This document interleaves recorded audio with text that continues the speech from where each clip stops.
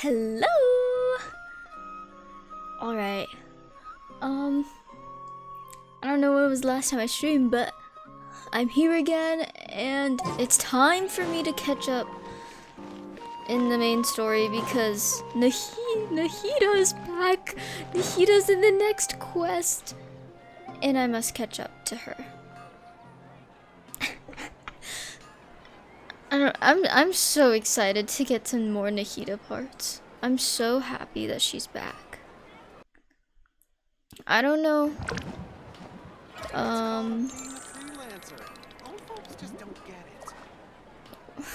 Old folks just don't get it. I'm not sure. I forgot what I was gonna say, but hold on, I'm trying to get this perfect. Yay! Dun dun dun dun dun dun dun dun dun. Alright, we're on Act 5, so also I'm using my AirPods for the first time in a while, so I will not be able to tell if I'm muted or unmuted because I can't hear myself. So I'm just gonna hope for the best. Wait, let me fix this a little bit. Hey. Okay. What am I doing? I'm doing Act 5. I think it's gonna be about 2 hours. So hopefully I complete it in 2 hours. I might have started this accidentally, I don't remember. Like, yeah, I don't know. Oops, what did I do? Oh, the stapler is on the ground.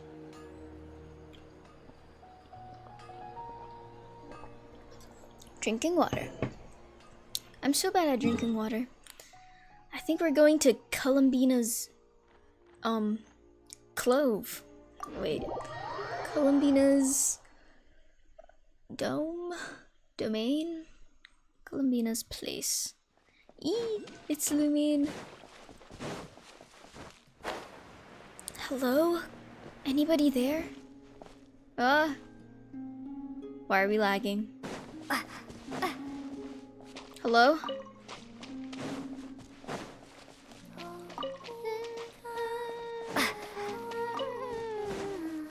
Hello?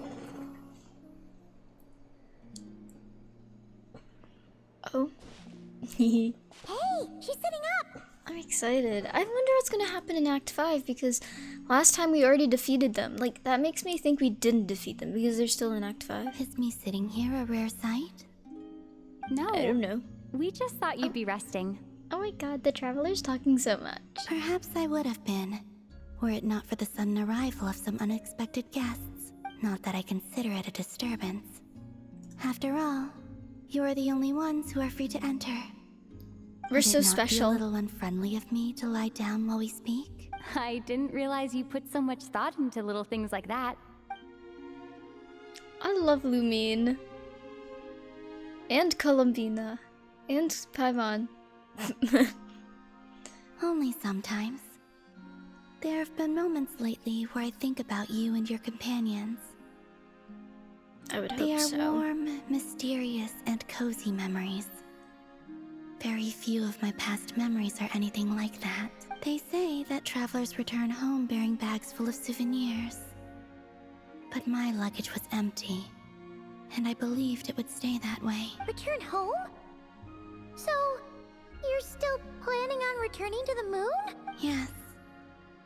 This planet continues to reject me, reminding me that I do not belong here. Oh. If I remain in Teyvat, there will come a day that I disintegrate. Disintegrate. And I don't mean reduced to dust, or turned into food for the flowers. Oh. I mean, I will cease to exist entirely. Alright then. Well, we're sure gonna miss you. But it sounds like we'll have to say goodbye. How do you intend to return? The moon Never. prayer night is soon to arrive. Oh. On that Oh, day, right. the moon will be closest to Teyvat. I thought she meant return as in, like, return to Teyvat to visit, but I doubt she will. The Kuvaki in this land will reach its peak at that time. I merely need to grasp the tide, and with relatively little effort. Oh, Paimon gets it! It'll work like a slingshot! You make it sound like she's gonna get blasted up to the moon. Yes. If I did that, I suspect I would Right. crash into the false sky. I will be using a much gentler approach. But I do like the analogy. It's fun. It is. You see? She gets Paimon's sense of humor. In the blink of an eye, the time has come to part ways. It does feel that way, doesn't it? Time seems to fly fastest when you are enjoying it. I have always thought of myself as a wanderer on this earth, and it has never expressed any desire to keep me here. Yet, just as I plan to depart, it tugs at my arm. Is this a gesture of affection? Or is the world mocking me? Oh. Were you hoping I can answer that? Yes, you are a traveler, so you must have a lot of experience in this area. Then, what I would say is, enjoy the moment. That's right! Don't overthink it! Happiness is happiness and joy is joy! The point is to enjoy it, not analyze it! I see. Then what I would say is, even though I am very tired right now, I am still happy. I can't tell from the tone of your voice. Oh, really? You don't think I sound happy? I'm just kidding. I could tell you were in a good mood today from the moment we saw you. Ah, a joke. Albeit not a funny one. Oh, okay. Anyway, I assume you're here about you-know-what. Give me your hand. Actually, it's not that. There's something else we wanted to discuss with you. Oh, then do you still want to give me your hand? Or not? Sure.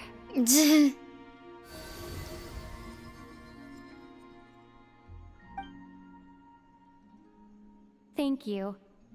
So, I've heard that in the Moon Prayer Nights of the past, people here would hold celebrations in the Moon Goddess's honor. Since you helped so much in our fight against the Rahir of Solnari, I think you deserve a farewell party before you return home. I haven't asked everyone else for their opinions on this yet, but I'd like to invite you to join the upcoming Moon Prayer Night. I've never joined a moon prayer night before. I'm not sure what I would even do. Oh, don't worry about that! We take care of everything! All you need to do is show up. Of course, there's no need to force it if you're not feeling strong enough. It's just, this kind of felt like a golden opportunity. But they call me Kutar, and the Fatui have an arrest warrant out for me. I shouldn't appear in public right now. Yeah, there'll definitely be some complications, but I'll make it work. You have my word. Yeah, we got your back! Well, she does.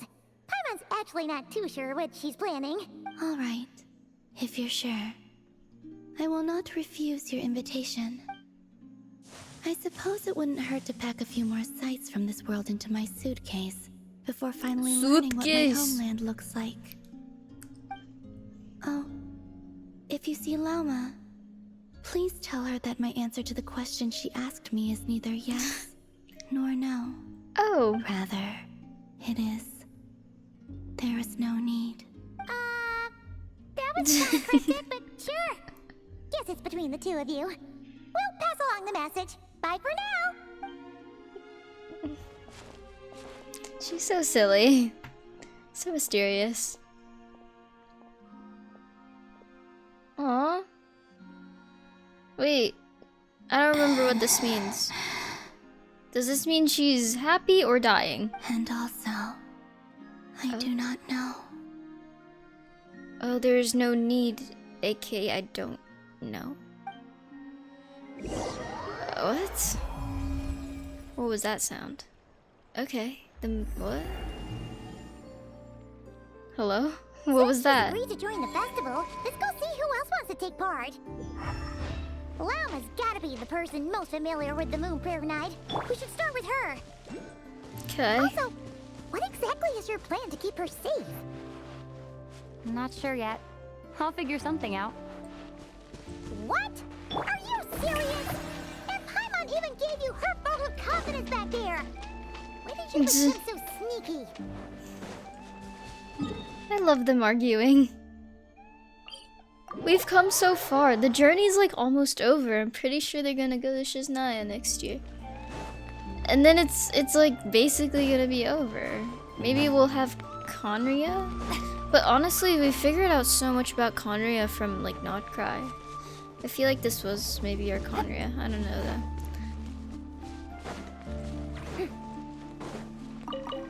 Hello? Prayer night's nearly here!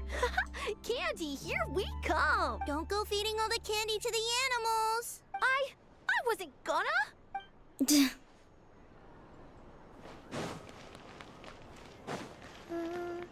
Is that Varka? Hey, Llama! It's us! Huh? Varka? What are you doing here? Beats me. me. I had a bit too much to drink last night, and when I woke up, I was on Hisi Island. Oh, okay. Mr. Varka is helping to Hello, oversee Wyvern Nasha DC. Town's preparations for Moon Prayer Night. He is here to go over some details Oh. regarding the decorations and custom cloth designs. Oh, you used my little cute emote. How are you doing? Right, yeah, that too. What do you mean, that too? So preparations are already underway? Yes, celebrating this festival is a long-held tradition here in Not Cry. On this day, the crescent moon at the top branches of the verdant crest turns into a full moon, and the moon prayer blossoms bloom with a special radiance. Our people take these to be blessed omens. Chill and got some work later. It's an especially welcome event coming off the I back hope of you all do your that work well. nasty business with in that. Rare. Everyone got put through the ringer recently, and now they're looking to turn their fortunes around. I don't know, is it fun work or boring work? The big shots in town all agree that a big, lively celebration is just what we need to rebuild people's faith in this place. No wonder Catherine said that people weren't so bothered about the religious element. That's right. It's become more of a local custom by this point. The celebrations have little to In the do middle? with whether the religious stories behind this event are true or not. Even the Frost Moon Scions are eagerly awaiting the coming of Moon Prayer Night, despite now knowing that their past beliefs were founded on a falsehood. That's fair. It's a bit like the lantern ride in Liyue. It's a chance for people to enjoy themselves, not debate the existence of the Adepti. Although, in their case, the Adepti definitely do exist. We've met plenty of them in our time. Oh, one other thing! Wait, We yeah. just went to see Columbina. We went ahead and invited her to take part in the festival this time. Hope it's okay. Wait, so... You mean she agreed to it? Huh. That's quite a surprise. It's because it's us, you know, we're so special. Then I suppose that she intends to return to the moon on that day. How do you know that? Oh, yeah. It's kind of a complicated process, but basically, Okay. it's like a slingshot. She probably shouldn't have endorsed your I metaphor. understand. In truth, I had a feeling that she might make such a decision. Hi, Chugger! Yes, I'm streaming! Well, if Kutar has decided to participate in the festival, we should prepare accordingly. How are you? Yeah, exactly. She was saying how it could be risky for her to show her face in public. We were wondering if there was any way we could hide her. Unfortunately, the people who carved the statues did an excellent job of capturing her likeness. It will be very challenging to hide a goddess whose face everyone is so familiar with. I'm doing well too. I'm really excited Genshin-wise because apparently Nahida is coming back to the main quest, but... Awesome sauce. Hello, Enough Krevels. more than we can chew Kreven. here. Kreven. Nah, don't sweat the small stuff. We can handle that. Huh? Are you saying you have a plan? I forgot to pay Not attention as again. such, I'm so no, bad at but this. The most important thing with a festival is to keep the mood light and your spirits up. Of course. Charlie should change to... Oh, You yeah, can't maybe. go preparing for a festival with I those mean, long I also have, like- faces.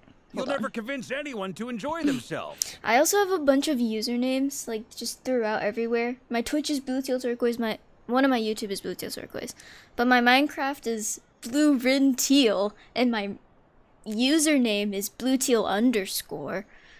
I kind of want to change my Minecraft username to Blue Rin Teal, but I don't know. I don't know what to do. The monster spirit is strong with this one. What was that voice As it from Paimon? happens, I agree with Mr. Varka. Let's start by making our appreciation for Kutar the beating heart of the festive atmosphere. And who knows? Once we get the ball rolling, perhaps everything will just fall into place. Hey! Did you catch that? Llama said the thing! Or close enough, at least. Wait, what did she say? I'm looking forward to the Moon Prayer Night already. We have a festival in Mondstadt called Meow. Wind Bloom. And you can always tell which couples are celebrating it for their first time by the smiles on their faces. Big, beaming smiles like their whole face is glowing. And I have a feeling we'll get to see that same smile on the Moon Goddess's face at this festival. Not quite the same, surely. Anyway, I'll take care of business in the city, but I'll have to leave the decor up to you and the Frost Moon Scions. No one else can capture that traditional aesthetic quite like you guys. But lastly, there's the final key element that brings the festival to life. Companionship. We'll take care of that part. Before you leave, let me show you something that we've been preparing. Mr. Varka had asked to see it already, so you may as well tag along. Oh, your Minecraft user is taken? Yeah. Also, I have some further questions about Kutar's decision.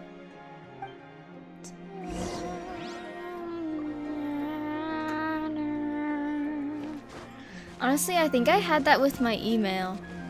Like, my email used to be my full name, but then I, like, lost it. Or maybe I just, like, forgot I had numbers in my email. I don't know.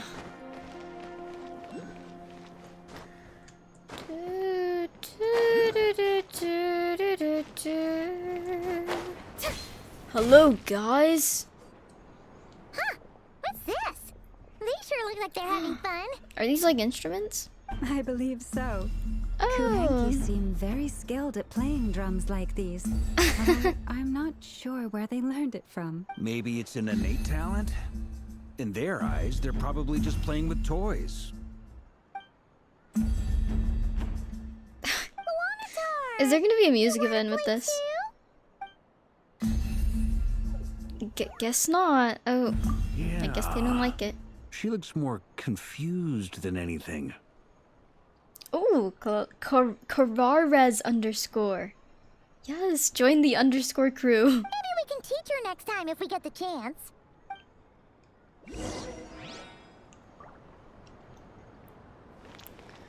Dun. Yeah, I can't believe somebody took Blue Teal as their Minecraft username. Like, that should be me. But, whatever. Oh, hi, little kid. Why aren't you voiced? Oh, hello there, big sis. I don't think I've seen you before. Or the white-faced lady next to... What? Excuse me? The one... Welcome to the Frost Moon Enclave. Is there anything I can help you with? Is this a world quest? Why am I here? So it's Miss Teal and Miss Paimon. You know, you two don't look like you're from Nasha Town.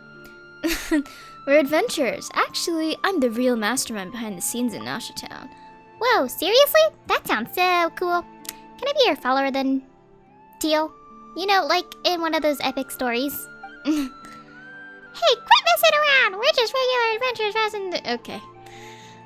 What are they even yapping about? Okay, I love lying to kids. Yeah. This is not normal! Oh, why is she shocked? She's not a bad person. For some reason, what kind of weird... Right? That's Anyway, wait. Like the fish they're kind of... Okay, yeah. Yeah! But I'm not a kid anymore. You look like one. You smell like one too. Wow, really? Thank you so much. Moon veils. We hang them from buildings in the city during the Those? festival. When you look at the sky through them, it creates a lovely misty effect. Wow. How beautiful. Oh, Everyone seems hard at work. They are preparing items for Moon Prayer Night. For instance, the sculpture being made over here. Mr. Varka and I were just finalizing the details of where it will be placed. oh, my phone has fallen. Ah, there she is. I didn't know the finished article would be so large. Not to worry, though. All the necessary arrangements have been made. Just let me know once it's ready, and I'll get some people to ship it over. You have my thanks. And over here, we are preparing a very traditional confection. Oh, look at all these colors! It looks great! Can Paimon try one? No. Of Oh. course. I have a feeling you'll like it a lot. You bet! Sweets and treats You are bet. Paimon's favorite! Can you give me a bite? If you They included look kinda those in the big. Feast of the Moon, I bet Paimon would have joined the Frost Moon Scions by now. There will That's also so be verdant funny. crests like this present in Nasha Town during the festival. The timing of Moon Prayer Night is not completely set in advance. We make a rough estimate, then observe the changes in the verdant crests and moon prayer blossoms to guide us. As such, the wait itself is a fun feature of this particular festival. Really? I feel like that'd be not fun. Yapping away. Oh? What is that? Galambina statue. Let's talk here. To tell the truth, I am very surprised to hear that Kutar is willing to participate in the festival. I once asked her if she'd be willing to stay with the Frost Moon Scions. I could introduce her to everyone, and we could be a family to one another. She did not answer, but she has not appeared here since. I took this to mean her answer was no, but if that were the case, she would not have accepted this invitation. She told us the answer. Speaking of answers, she asked us to pass along a message. There is no need. Ah, I see. Maybe she is right. Maybe the Frost Moon Scions of today no longer need a moon goddess. I mean, but also she's gonna be leaving, so But that's my probably wish why. was not for her to come here and be worshipped Wait, as is a she actually deity. leaving? Because I'll be I sad. simply wanted to offer her Just a a little place bit. to stay. I'm sure she believes that showing herself here might invite Fatui intervention, and as such, she does not wish to cause us trouble. But what really pains me about all this is that this is her birthplace. She ought to belong here, yet no one has been able to grant her shelter. I think I'm qualified to weigh in here. When someone's about to depart on a long trip, what they need is blessings, not burdens. We should wish her the best, not make the journey harder than it already is. Anyway, she's agreed to attend, hasn't she? All we need to do is simply respect her decision. Yeah. I see your point. Yes, she will soon depart after all. Our job is to leave her with some happy memories. Besides, He looks who's scary. to say her journey to the moon is a one-way trip? It's not like she can't come back and visit if she wants, right? Well, there's like a sky in the way, but Paimon agrees wholeheartedly. Sure. Festivals are all about having fun, so let's keep it simple. fun! All right, I'm gonna head back to Nasha Town soon. I can't tell if I'm too Wanna loud. come with? I'm guessing you have some other folks to visit there. La la la. Sure thing, let's go. Bye. Thank you all. Goodbye. Goodbye. Goodbye. Okay, she's a bit too low for me. A traveler needs blessings, not burdens. It sounds good in principle, but will blessings alone be enough for Columbina? Oh. When the stone is lifted. What are you thinking about, Lumine?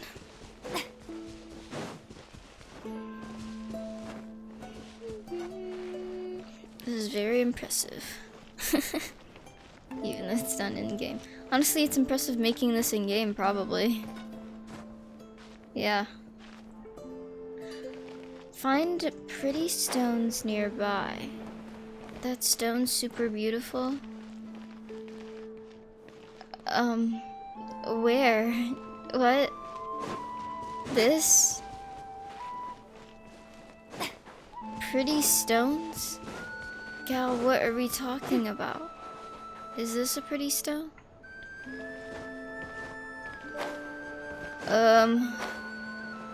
Hello? Maybe we should keep searching for something else. This? What is this?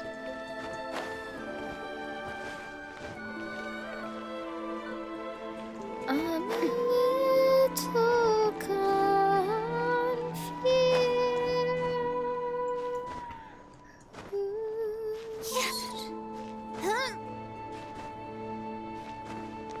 Is this a pretty stone?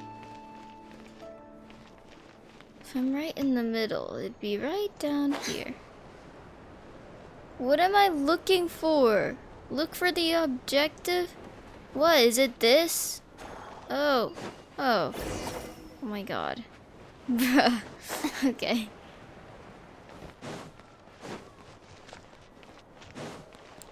I found the pretty stone. Oh, what? Why am I even doing this? I don't want to do this. I'm doing this.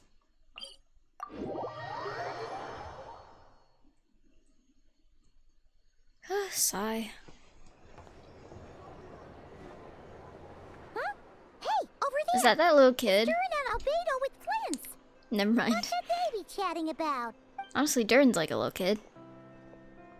Your guess is as good as mine. Ah, Grandmaster, and the Traveler and Paimon. Hello there. It's been a while. Hello there. Perfect. We have some new volunteers for our investigation. Sorry, what's the investigation? Wait, let me guess. The righteous Lightkeepers are finally ready to hunt down the Abyssal Dragon? Haha. Yes, that too. Yeah, right! Oh, wait! Why does everyone keep saying that too? Well, to be precise, the facts match, but not the causality. Wait, so I guessed right? Half right. Don't act so impressed with yourself. Maybe I can explain. We ran into Mr. Flint's north of Nasha Town. At that time, we just noticed a few abyssal creatures out in the wild, but the strange thing was... I hate them. I didn't detect any traces of abyssal energy on them at all. They look like On ghosts. closer inspection, we realized that they were not real monsters, but something akin to reflections in the water, or perhaps a mirage. Huh? What do you mean? Like, you could see them but not touch them? Ghosts. Exactly. It was very peculiar. They roared and tried to attack us, but we could not make any physical contact with them. I think I've heard of things like that happening in KRAI before, but I don't know much about it. Yes, it's a known phenomenon. Mirage-like illusions tend to appear in KRAI in the run-up to Moonprayer Night. Oh. From a distance, they appear quite real. I myself thought that Misters Durin and Albedo were locked in battle with abyssal monsters when I first arrived. But after sharing intel and investigating a little further, we can confirm that these illusions are harmless. There is no great cause for concern. I see. I'm glad they weren't real. All the Mirage stories I've heard are either animals, rocks, or small houses. Abyssal monsters, though? That's a first. It's a first for me, too. So I'm planning to look into it further just to be on the safe side. I intend to inspect a few more locations. What about you two? Any plans? Alice contacted me a few days ago. She'd like me and Durin to assist her with an experiment. Oh? But we lost contact shortly after Oh. receiving the message. I'm sure that comes as no surprise to anyone familiar with her. We don't know when the wind will blow. Yet when the wind blows, we will know. That, in a nutshell, describes how Alice operates. Yeah, that tracks. Okay. Well, I suggest we investigate this Mirage business in the meantime. It's piqued my curiosity, and I'm pretty sure I know someone who will already be 10 steps ahead of us. Dory. Well said. Right? Whatever's happening in KRAI, she always seems to be the first one to know. It's either Dory or Nefer. Let's go see what she knows. We can invite her and her staff to the festival while we're at it. Oh, Charlie, Nefer, and Yehuda. The Karatorium of Secrets.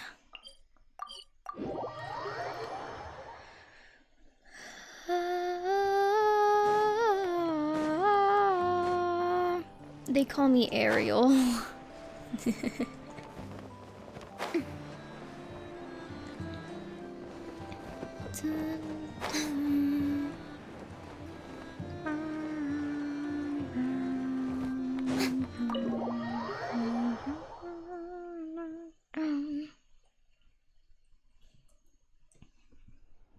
Let's see. You're right, I have noticed. There's certainly something a little fishy about this situation. Only a little, though. Records indicate that this phenomenon can occur in the days before and following Moon Prayer Night. That said, it has always been a rare sight in the past. The odds of encountering these phantoms are similar to looking up in the night sky, happening to see a shooting star, and managing to make a wish before it disappears. But this time, either everyone's getting lucky, or they're appearing far more frequently than usual. Yehuda's out gathering intel as we speak. In the meantime, let me check off some points of interest. First, the Abyss. The ones we saw seem to be abyssal monsters. Indeed. But we have identified one location where many more of them have made an appearance. And not just monsters, but human phantoms too. Given the scale and nature of the phantoms, it's almost as if someone's last memories are coming to life. Or perhaps the memories of multiple people. Oh. So you mean the phantom monsters are hunting down the phantom humans? Exactly. The phantoms can interact with each other, but we have no means of intervening. In addition, some of the human phantoms would seem to be from the very distant past. This is clear both from the clothing they wear and the stories they tell. They claim to be from Hyperborea, a name which I've heard from Lauma before. If this is true, it means they must be from 6,000 years ago. Did Paimon hear that right?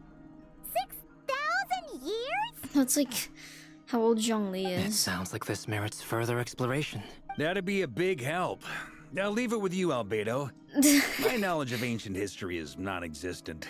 I used to doze off every time the pre-Knights of Favonius era came up in class. Paimon, you only have 4 fingers up. It's quite a miracle that you were able to understand these phantoms' speech, given how long ago they lived. I suppose you're right.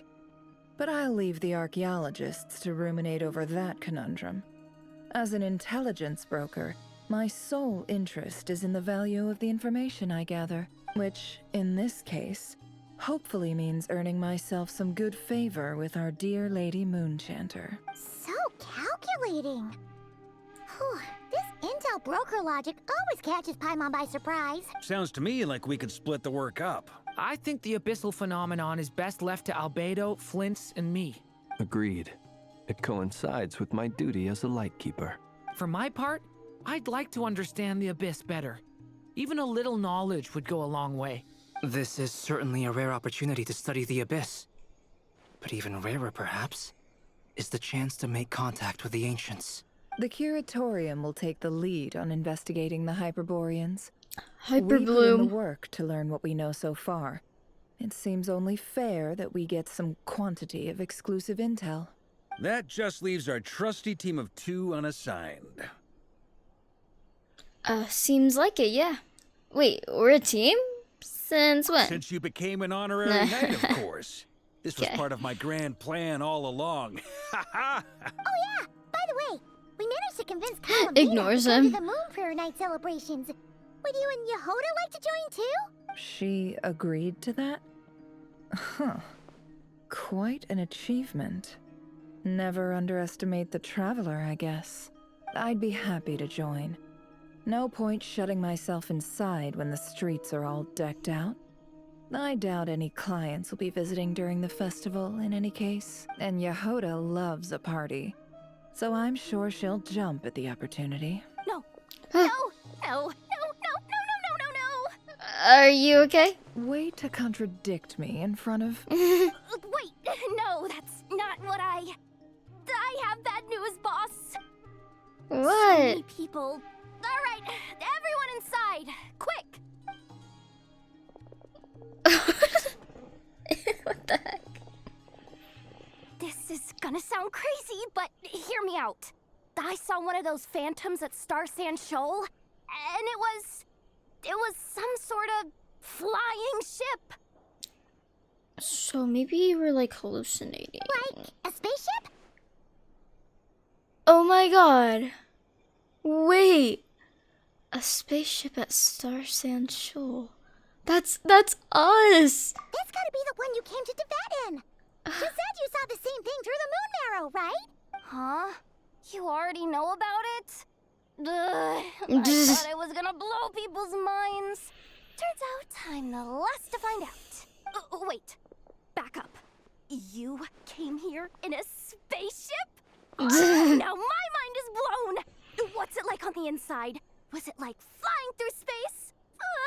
I want to know everything. Maybe that's a conversation for next time. This is still a huge discovery on your part. Yep, exactly. Huge discovery. You're the best. Second best info broker in the world. After your boss, of course. Wow. Really? Well, Oh god. I don't know if I'm all that, but... I guess that decides where we're heading next. Why are you looking at him like that? Come on, don't look at me like that. I know the spaceship doesn't have anything to do with me, but you don't want to leave me as the only one twiddling my thumbs, do you? Please? Fair enough. You can tag along. In that case, let's meet back here to discuss our findings once we're done. I wish everyone a productive investigation. Thank you. You too. No, this is so fitting because we started off in Mondstadt and now we get to learn about our past with a Mondstadtian. Is that what they're called? What's up, boss? Aren't we gonna head out? Tell me, Yehoda, when did the Curatorium Oh. start giving out intel for free? Oh, sorry, boss. Oh, come on. Are we not friendly enough with you guys? Ugh, guess business is business. Spaceship. Dude, this is where we landed? Like, that's low-key kind of crazy.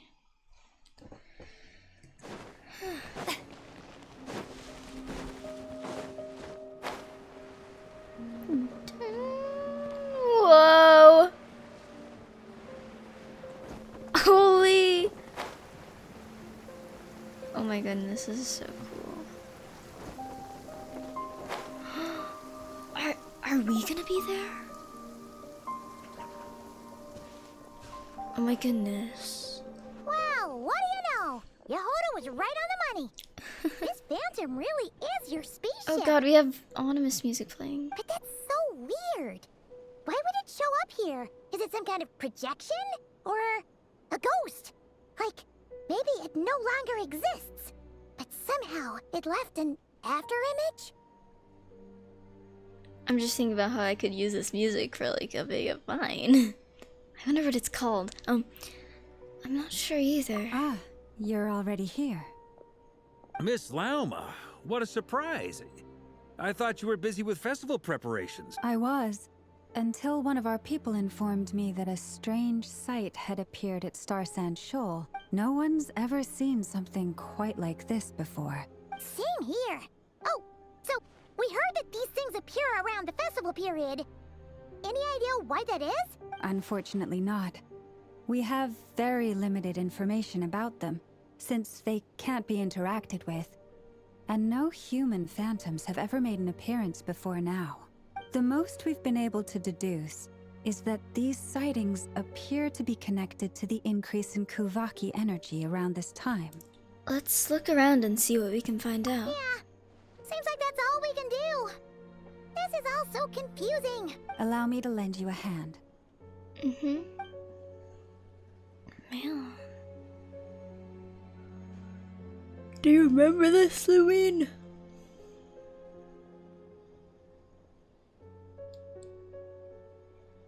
She's so short compared to them. Oh? Oh?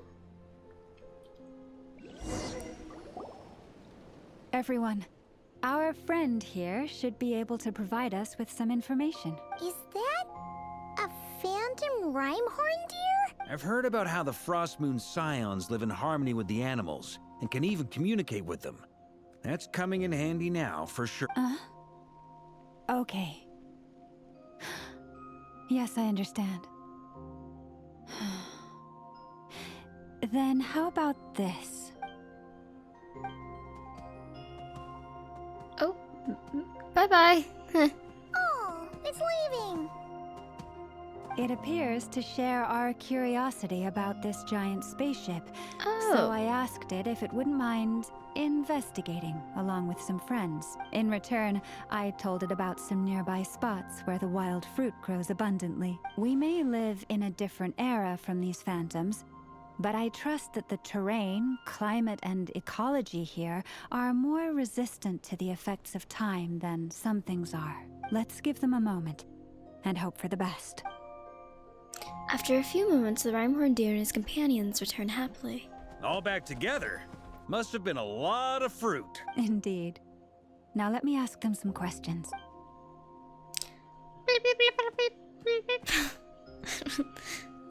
What are they saying, man? There's no sound. It did find a lot of wild fruit. Enough for them to feast for a long while. This puffin circled in the air several times, but didn't spot anything out of the ordinary. Huh. Well, it definitely makes sense to get a bird's eye view. That's a... Indeed.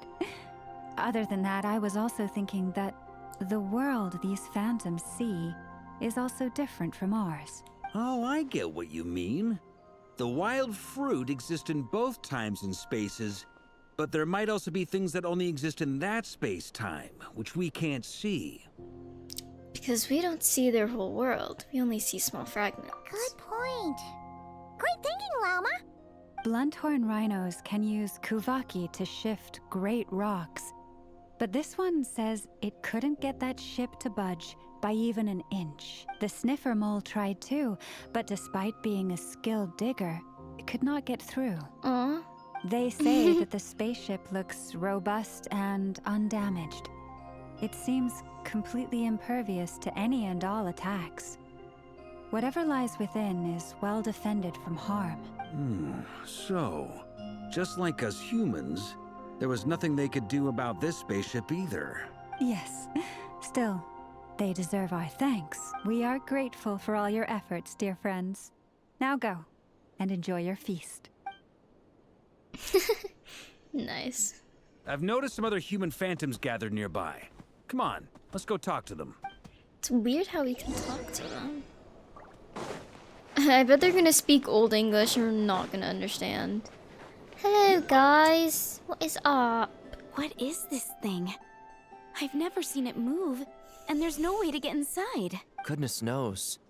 My grandpa says it's been sitting here at least since his grandpa was still Oh. alive. What about So it's his been here grandpa? for a while. Did he say anything to your grandpa's grandpa about it? Huh? I don't know. In all likelihood, it was here Why back is then she too. mad? Hard to imagine something this huge could move. Guess that means that as far as they're concerned, this ship's been around a long time. Huh. How long have we been here, guys? I thought we got here like 500 years Come ago on, or brothers. something. If we can get Maybe even a a little small more, chunk but off of this not thing, it's gonna be 5,000. worth a fortune. Today is the day we strike it rich. Huh? You mean Paimon? Yes, brother, I shall join you. Let's make our fortune. We should go with them. What the? This thing is crazy tough. I can't even scratch it. What's it made of? Sorry, No brother. clue. Looks like we'll have to seek our fortunes elsewhere. Enjoying yourself? Why are you role-playing I with was him? just seeing if I could influence this What is phantom's happening back perception there? by playing. But nope, no dice. Mm. I'm sure we're all starting to build up an idea of what's going on here now that we've spoken to some of the people. These phantoms are reenacting real historical events in KRAI. It's almost like we're in some kind of interactive stage play. Yeah. We can talk to the actors, but the plot is fixed, and we can't influence it. It makes sense. History is set in stone. The Oh, objective wow. facts of the past cannot be changed. Yes, but we're into Paimon totally thought you were just goofing around earlier. But actually, you were doing some serious investigating. Of course I was. Anyway, at this point, I think we're forced to conclude that although the Phantom spaceship is right there in front of us, we aren't going to learn much about it from these people. If only this showed the moment when my brother was searching for me. Maybe then I could have discovered why he wasn't in the spaceship. Or if it showed the moment when it disappeared, I might have found out who was piloting it and where they were headed. But no such luck. All we've seen is an arbitrary moment in time during its long stay here. Don't be discouraged. If nothing else, this is proof of the ship's existence. And think about it. So many people tried to hack their way inside, but no one could get the door open. It's made of very tough material. To me, that says that we'll either find the ship itself or the story behind it. It's just a matter of time. I think Blue means thinking it flew away without them. So it wouldn't be here, but yeah, maybe we will find the story. Thanks, Varka. Huh. Every now and then, when Varka gets serious, he actually does seem like Grandmaster material for once. Come on. I wonder how the others are doing. Sounds good. Also, drinks are on me if Team Knights of Favonius is the first to finish. Wait, we have a team name now? Am I Okay. in Team Knights of Favonius as well? You're very welcome to join. We've even got a cathedral ready for you. Oh yeah, maybe she'll come to Technically blasphemy. Windbloom. You wouldn't dare make a joke like that if Barbados was in earshot. Would Venti even care?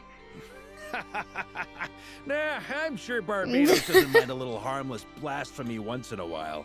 A little harmless blasphemy. Alright. How wonderful. Oh, what's happening? Oh, we're just gonna watch him die and we can't do anything about it. Is that what's gonna happen? Oh, no! Get away! Oh. Oh. Oh god. Okay, I that know was... it's hard to stomach, Mr. Duran. But as I'm sure you've noticed, there is nothing we can do to intervene in that which unfolds before us. But we have to at least try. And try you have. But are you aware of how Oh, many no, this is so unsuccessful attempts sad. you've made now? I wasn't keeping count. Okay. I'm afraid this is the 39th failure so far. Why are you Or the counting? 5th if we're only counting this particular victim. Oh, okay, this particular guy has died 5 times. There are Okay. no indications that these phantoms may be altered in any way. You seem to have calmed down a little. I'll make us a fire. You should rest and have some water. Water. Feeling any better now, Mr. Duran? May I ask a few questions? Be my guest. What exactly are we witnessing here? My guess would be that we are seeing KRAI during the Conrian Cataclysm. Would that be accurate? Conria. That is correct. As you know, once the Abyss senses even the I thought tiniest Conria happened crack, 500 it years floods ago. in and spreads like wildfire. There was a time in the distant past when it permeated all of KRAI, causing immeasurable harm. The people paid a terrible price to heal this land. Then 500 years ago, the whole of Teyvat suffered an abyssal disaster. Once more, KRAI was dealt a devastating blow. I see. In the face of the abyssal onslaught, all were like grains of sand tossed around by a tidal wave. Be they human, fae, or god. The moment you witnessed is but one drop in a whole ocean of catastrophe. All right. I guess that answers my second question, too. I wanted to know why there's nothing I could do to help them, and that's because what we are seeing is history. That would be my guess as well. As I understand it, history and fate are not all that dissimilar. The latter may be unseen to us, but both are immutable. Yes. Fate was determined long, long ago. I still have a couple of other questions for you, Mr. Flint. You mentioned more than one abyssal disaster that has struck this land in the past. How can you be sure that what we're seeing is from the Conrian incident? And also, how are you able to stay so calm when you're talking about these events? From everything I know about you, you're not cold or ruthless, and you're... Alas, I am forced to show my age. 6, 7? I must be 600 or 700 years old by human measure. No, there's something wrong with me. Right. 6 or he just said 6 or 7. Hold on, how do I take a screenshot?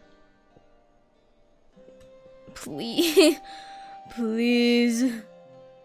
6 or 7. He just said 6, 7. Ah, it's fine. Okay. I need to stop. Hold on, let me just like listen to that again, please. Alas, I am forced to show my age. I must be 600 or 700 years old by human measure. Okay. Wait. 6 or 7.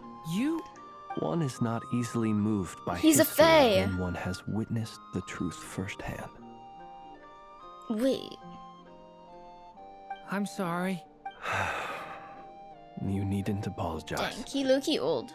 Your passion is a good thing to have. He was there for Conria. He was Treasure 200. it. He was conscious Because for Conria. someday you may find it in terribly short supply. Now, at the risk of offending you, I have a question in return.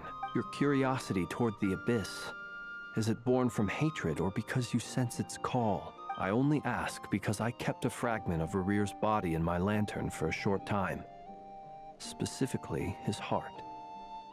So I know what a burden it can be to carry the abyss with you. And I hear its power growling from somewhere within you.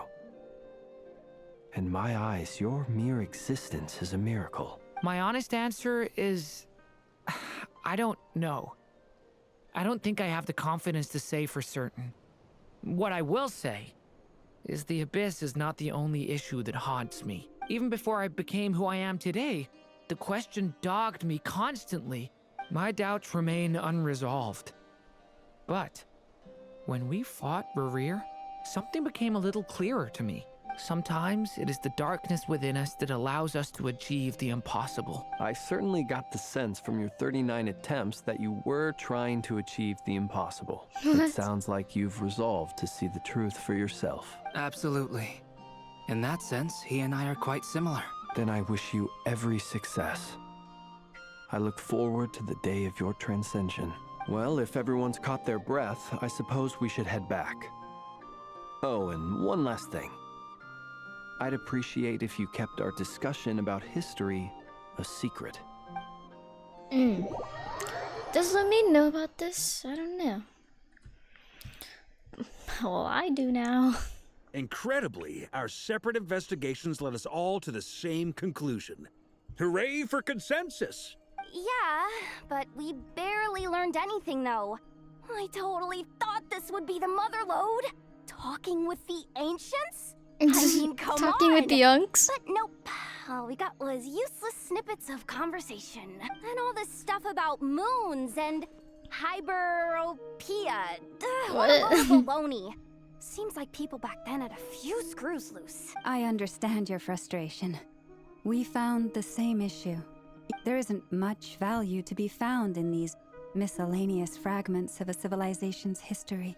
If there's a silver lining, it's that these phantoms are harmless to the present reality. Paimon agrees.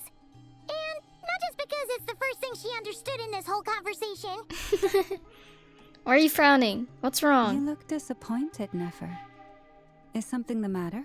What do you think? We all worked our tails off, but the only one to gain anything from it was you, Lady Moonjanter. our tails off every day. We gotta bump the competition, blow them all away. Oh my god! There's a bug. There's a big bug above me. Not above me, it's above my window. And I can't see it because, oh my god, wait, my glasses are right here. I'm gonna take a good look and I'm going to run. What the freaky is that? Ew, I don't like it. I might have to tell my mom to get rid of it.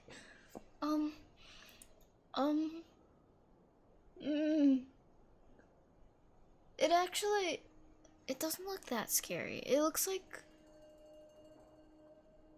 as long as it can't fly. What if it can fly?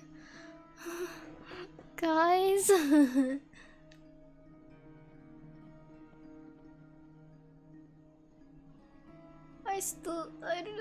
don't know. I'm scared. Is this the bug I was hearing yesterday? I don't like it. I don't like it. I don't like. Oh my god. No, I'm actually so scared of bugs. You guys don't understand. It's bad. Wait 1 second. I'll be back, maybe. Please help.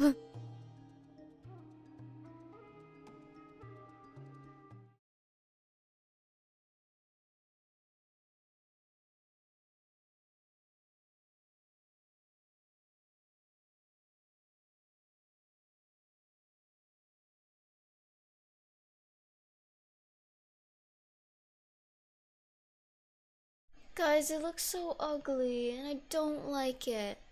But it's crawling away and it hasn't shown me that it can fly. Oh, that's that's my feet. I'm dumb.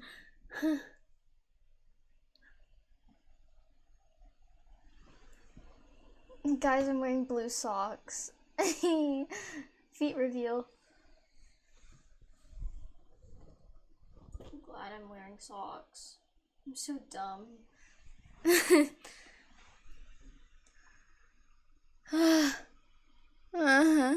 It's crawling away. I don't like it. I don't like it at all.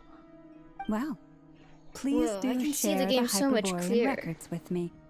I will gladly inscribe them in our people's documents. I'm gonna keep the glasses on for now.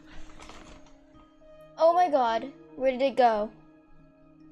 It's gone. No. No, I don't, no, that's not cool, that's not cool. Where did it go? Where the freaky did it go? No. Please. Am I even like unmuted? Help. I can't do this. Where did it go? Where did it go?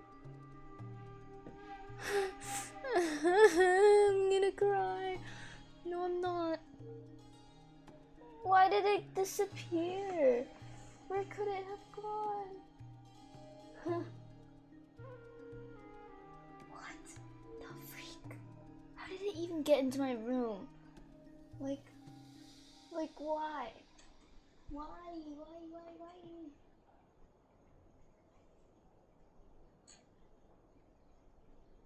Where is it?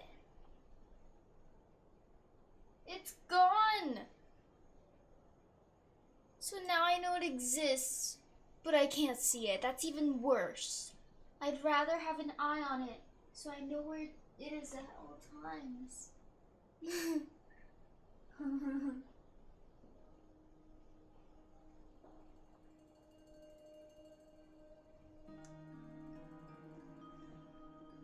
This is a terrible day. I'm just kidding. It's okay. This is just really big. It was a big bug. And its legs were weird. I don't like it. What if it's on my floor? What if I stepped on it? It's so huge. If I stepped on it, I would faint. Okay, now I need to continue this quest. I'm on a time crunch. Yeah, that I'll was face it. the Ford later. Hyperborea. So silly. Hyperborea. Hyperborea. What if it's on under my feet.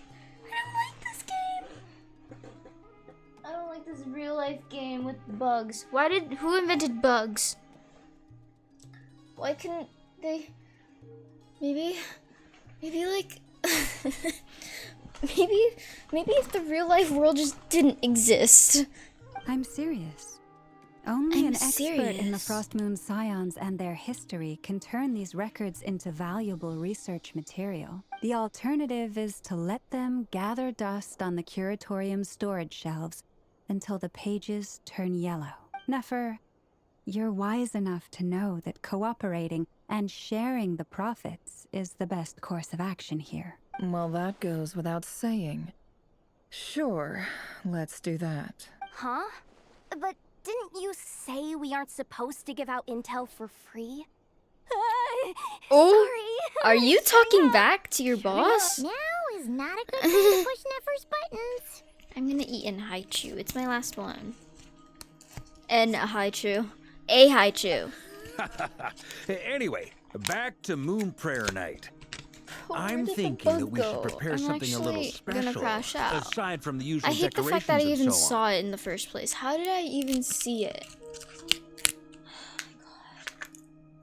I hate my life, I hate my life, I hate my life. I wish I wasn't scared of You them. mean a parting Because gift? theoretically they're harmless, but my brain doesn't believe that. Can't go wrong with food. Although, Haichu. does food go bad on the moon? What if it flies into my mouth? Perhaps a lantern would be a better choice. It might be dark up there. ASMR.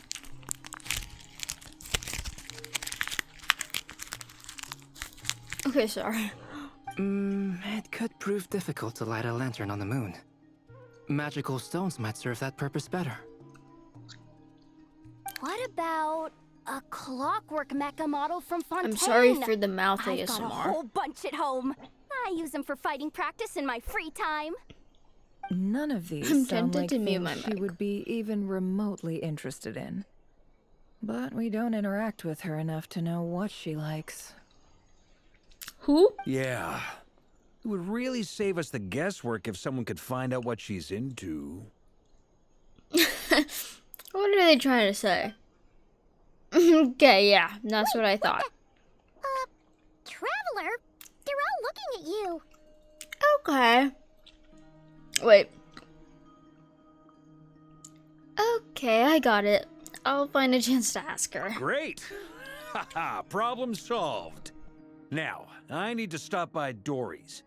Gonna need her help sourcing a bunch of stuff for the festival. Then let's leave it there for now.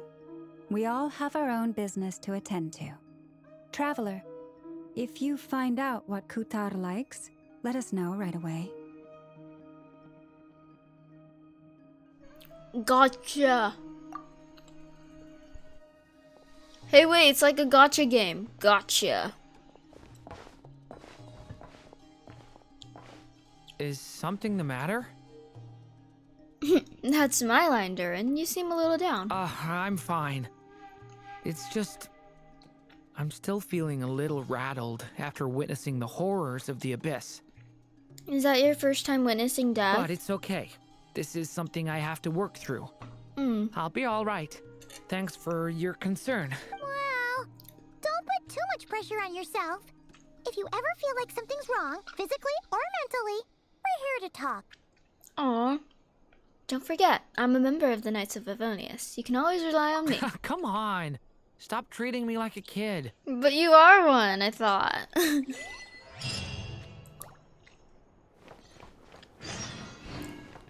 I really thought they were gonna give him a kid model, but maybe he's just a really tall kid. 5 foot isn't that tall. I think those models are like 5'2". A little taller than that, maybe, for the boys.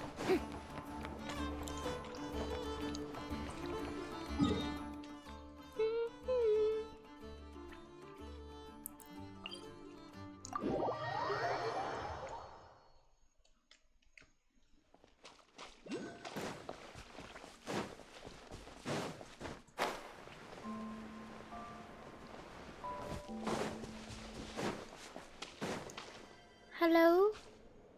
Columbina, we're back! Huh? She's not here.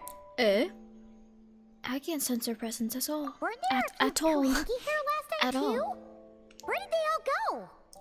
Maybe she took them out for walkies? What? Walkies? Are you hanky?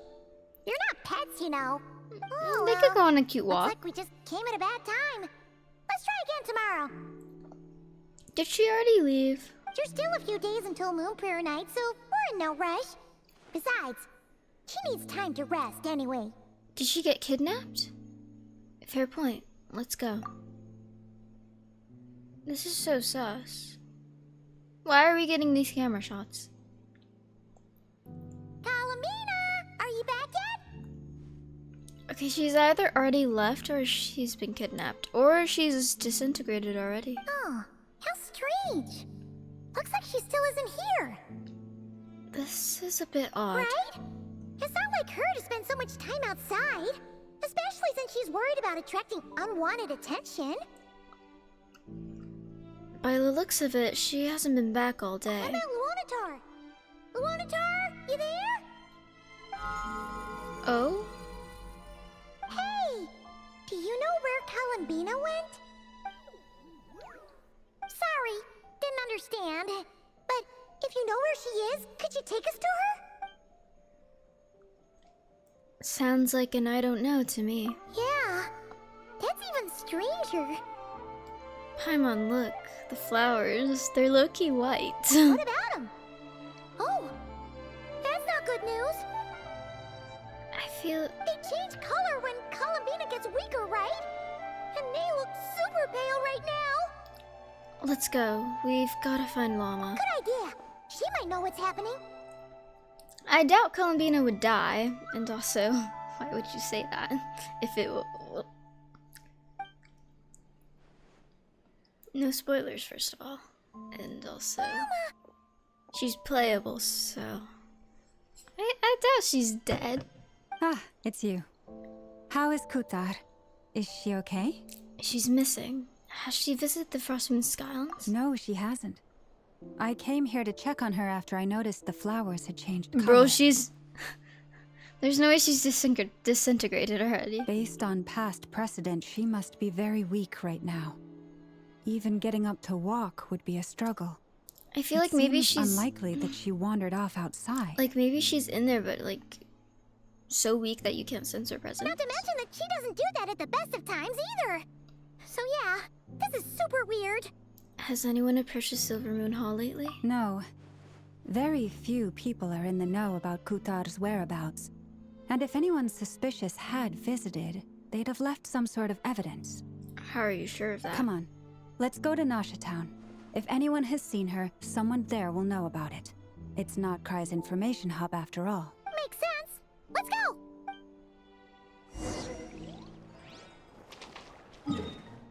Bro, what?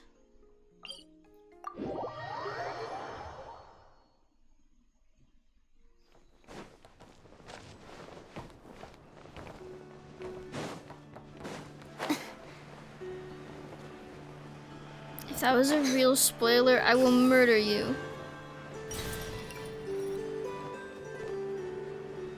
Aw, this looks like that one summer event. Wait a moment. Is it just Paimon, or is this stall kind of suspicious? Ooh. It's never been here before, right? No, I don't recognize it. Alas, your free and easy adventure time is over. This is Alice, Now, or the other guy. Prepare to face the final boss of Nod KRAI. Chi-Chi died and she's playable. Oh, wait. No, but she roams around. She roams around. She's a zombie that can walk. This is either Alice or, like, one of Alice's friends. Where'd that voice come from? Not sure, but it's definitely hostile. Doubt it. No, no, no, not that way. The final boss is right here. Oh. The sniffer mole? That's the final boss? Surely not. Also, That voice is a little familiar. Okay, the jig is up. I'll stop teasing you. Turn around. I'm right behind you. It seems It's I've a managed to whoa! leave quite an indelible impression, even though you've never seen my face. Oh, nothing could make a great mage more pleased with herself. Alice! When she was fixing the camera angle, she just broke the fourth wall. What the hell? But most importantly, mother of the most adorable Glee. Oh my goodness. She's breaking the fourth wall so bad right now. She just changed the game. What is going on? I've heard that all the big shots in Teyvat have long, wordy titles that stun people speechless when they make their entrance. Unfortunately, none of them are affiliated with the Hexenzirkel, and we ourselves keep a very low profile. Oh The my notorious god, name-dropping Alice! doesn't quite work for us. Still, I, for one, think I'm really quite amazing. Oh, yeah, So yeah, that yeah. didn't stop me from coming up with a title anyway. Alice, it's really you this time? Not a lantern or a Coco, but Alice in the flesh? Oh, that's right. So, what do you think? How does it feel to finally meet me? You look like... You look just like Glee. You look so young. Oh, that's the first thing you thought. A little surprising, but that actually makes me very happy, because that means that when Klee grows up, she'll be just as stunningly beautiful as her mother. So she's a friend of yours? Yeah, sure. Kind of. This is actually the first time we've seen her in person. I see. Madam Mage, that Mhm. was, quite a powerful entrance. I certainly won't be forgetting it anytime soon. It's okay, Lauma, don't force it. Paimon will do the honors. This is Alice from the Hexenzirkel. She's a friend of ours. And of Arcus, too. She's helped us a lot in the past. That's right. She's a good person, just kinda unpredictable. Well, what is the human heart if not unpredictable? Hmm? If we could not do as we please, how would we differ from machines? Right, right. I am Lauma, Moon Chanter of the Frost Moon Scions. It is a pleasure to meet you. Oh, I know. Before you got here, I spent a good, 15 minutes getting up to speed on Nodkrai's present situation. In other words, I've read 15, the whole okay. in the Yeah, last just 15 episode part, minutes. so we can skip the pleasantries. Fair enough. Well, Miss Alice, I can already tell that you have quite a unique personality. Unique. You'll get used to it. Paimon sure is. So anyway, what are you doing in Nodkrai, Alice? Oh, I thought I told you already. This time, I'm the final boss. And what a formidable foe I shall be. Powerful, confident, decisive, and good luck finding my weak spot. You will never succeed. I'm gonna send a formal request for Jean to put you in solitary. Solitary. Oh, drat. My one weakness, and you found it in an instant. Fate has been dealt a devastating blow. Thus falls the great Dodo King. Why are you playing along with this nonsense? For funsies, of course. What's wrong, Paimon? Are you disappointed in me? Am I a gigantic letdown? No, it's just... you seem like a busy lady. And this is the one time you've shown up in person. Paimon figured it would be for something more high stakes than just goofing around. You're quite right. I'm here in Nodkrai because something big happened. Something big enough it caught the attention of the Hexenzirkel. It concerns the 3 moons, Teyvat's borders, and of course, the moon goddess you are currently searching for. You know where Columbina is? Kind of. Why don't we discuss this over a pot of tea? My main reason for coming on this trip to Teyvat was, of course, to have some fun. But I do technically have a job to do as well. Namely, maintaining the stability of Teyvat's borders. I'll skip over the complicated parts, but to sum it up, abyssal energies are all that lie beyond Teyvat's border. We'd find ourselves in a real pickle if they ever made it through. And the phantoms you've been seeing are a sign that the border has been disturbed. No wonder they tend to show up around Moon Prayer Night. Is it because the real moon is now so close to us that its power can cross the border? In part, but only a negligible amount passes through. Just enough to influence the verdant crests and so on. And as you've noticed, there has been an unprecedented number of phantoms appearing this year. The influence of the moon beyond the border cannot explain this. No. There is another far greater factor at play. The trilunar syzygy. What? A trilunar syzygy. Eons ago, before the heavenly principles came to Devat, it was the then 3 moon goddesses who controlled the laws of this world. You're talking about life, death, and such, aren't you? Oh, that's exactly it. The 3 goddesses split these powers amongst themselves, promising never to consolidate them into one singular body. This was meant to keep the world stable. But, fast-forwarding to the present, the eternal moon's marrow is with you, while the iridescent moon's marrow, which should never have appeared in this world, has been retrieved. Add that to the presence of a moon goddess in the flesh and... the power of all 3 moons is gathered here in KRAI. There hasn't been an event like this since the War of Funerary Flame, and it's having a noticeable effect on Tevat's borders. Tevat's borders? Why are you so concerned about said borders, if I might ask? Because I wish to give my darling daughter a peaceful, sunny environment to grow up in. Is that a good enough reason? I see. Kinda sounds like you're dodging the question, but it does make sense. Well, that's one reason anyway, and the most important one. The others are a little complicated to explain. For instance, cleaning up after dearest Miss R. Albedo could tell you more about that if you're curious. But right now, I have a more important question to ask you. Why are you collecting the moon marrows? Columbina wants to use their power to return home. I see. Nicole told me about that legend once. Nicole? You mean Mage Anne? Oh, so you remember. We heard her voice in Fontaine. Yes, of course. That was a story about fate, her area of expertise. But back to the story of our dear moon goddess. I'm afraid her intended method of returning to the moon is unlikely to work anymore. Oh. What does that mean? Yeah, where is she? She may be missing, but she hasn't gone anywhere. Ooh. She has disappeared. Ooh, that's what I said. Once long ago, the damselette who lived here walked the line between what? Dreams and reality. Bro. My body is so heavy. Wait, no. It's my mind that's heavy. My arms and legs are as light as a feather. What's happening to me? I feel drowsy, like I've been asleep for too long. Is it daytime or nighttime? Is the moon out? I think I'll go for a walk.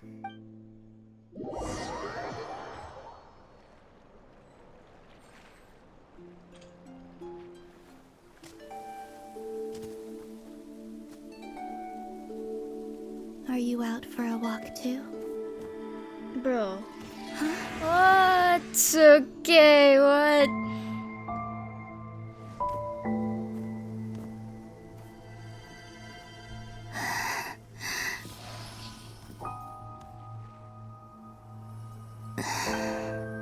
The day has come at last. There's no way.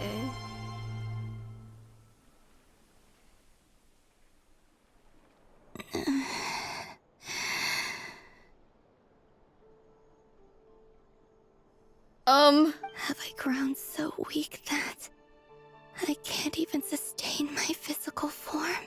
But Moon Prayer Night is nearly here. I was so close to returning home.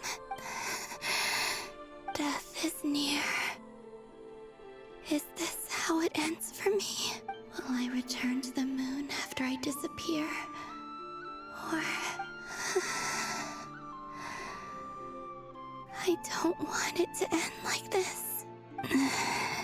So far, at least, I still exist. Even if not physically, I can still feel sure that too will fade. I suppose I might take one final look at this world. The world where I was born. What? This may be your last chance to visit the Frostmoon Enclave. Don't let it slip away. There's no way. Come on! Come on! Wait for me! The Frostmoon Enclave. How much it has changed since I was born. These decorations, they're so heavy. It's times like these when you kind of wish men could be priestesses and acolytes too. How fascinating. I've never had the chance to be privy to people's private lives in this way. In the past, people would get so solemn and serious the moment I showed my face. Like they were frozen stiff. Karina, Lametti, it's time to eat. Coming! I want to watch them a little longer. Oh, Columbina, what? There's no way.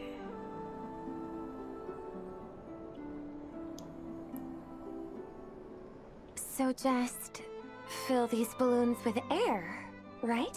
Yep. Try a couple now to test things out. The rest can wait till Moon Prayer Night. Think fast. Breda! Teasing an acolyte of the Frostmoon Scions? Surely that's a punishable offense. Take this! Huh? They're just having fun. Alright, enough horsing around. Lady Lauma gave us a task. We should get back to it. The task is just to check that the balloons don't leak, right? Doesn't matter if we fill them with air or water. Yeah. Okay, you got me there. And you got me there. But still, we can't use all the balloons before the festival even starts. We won't use all of them. And as long as Lady Lauma's trusted acolyte doesn't snitch, this can stay as a little secret between friends. A couple more can't do any harm, right? Oh, you menace. Then, think fast! They're gonna use all of them. Is pumping a balloon full of water really so much fun? Yeah, it is. Kind of hurts though. I threw a water balloon at my teacher once because it was a pool party for my acapella group, and I think I lucky gave him a bruise. Whoopsies! I'm sure you're both tired from playing all day. Come on, eat up. A plain, humble meal. That has always been the way of the Frostmoon Scions. Huh? How come Lametti got a midsummer berry dessert? Oh, I always get Lockaberry. I don't mind sharing. You can have a bite of mine if I get to have a bite of you. They're sharing food? I've never shared food with anyone before. Oh. Even at the Harbinger tea parties, everyone just ate off their own plate. And when I couldn't finish my food offerings from the Frostmoon Scions, they'd leave the leftovers out under the moonlight for the animals to claim. Hey! That was 2 bites! Oh, then you can have another bite of mine. Oh, you too. Oh, don't fret now. Here, have some of Granny's too. So this is what it means to be family.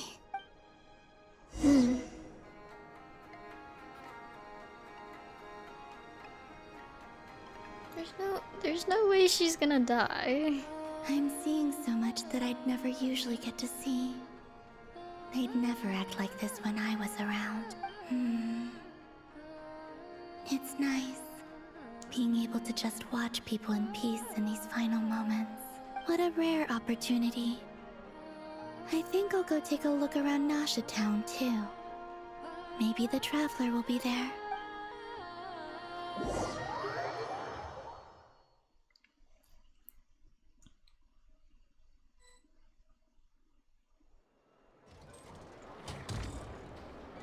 After the War of Funerary Flame, the moon goddesses were no longer recognized by Tevat.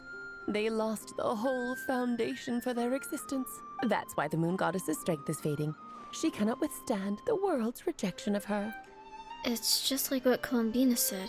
The world itself is rejecting To her. be more pedantic about it, the moon goddesses did something to offend the heavenly principles, and that's why they were ousted. Something of a recurring theme in Tevat's history. Theoretically, speaking so candidly should put me in their crosshairs too, but they can't tell me what to do. I'll say whatever I want.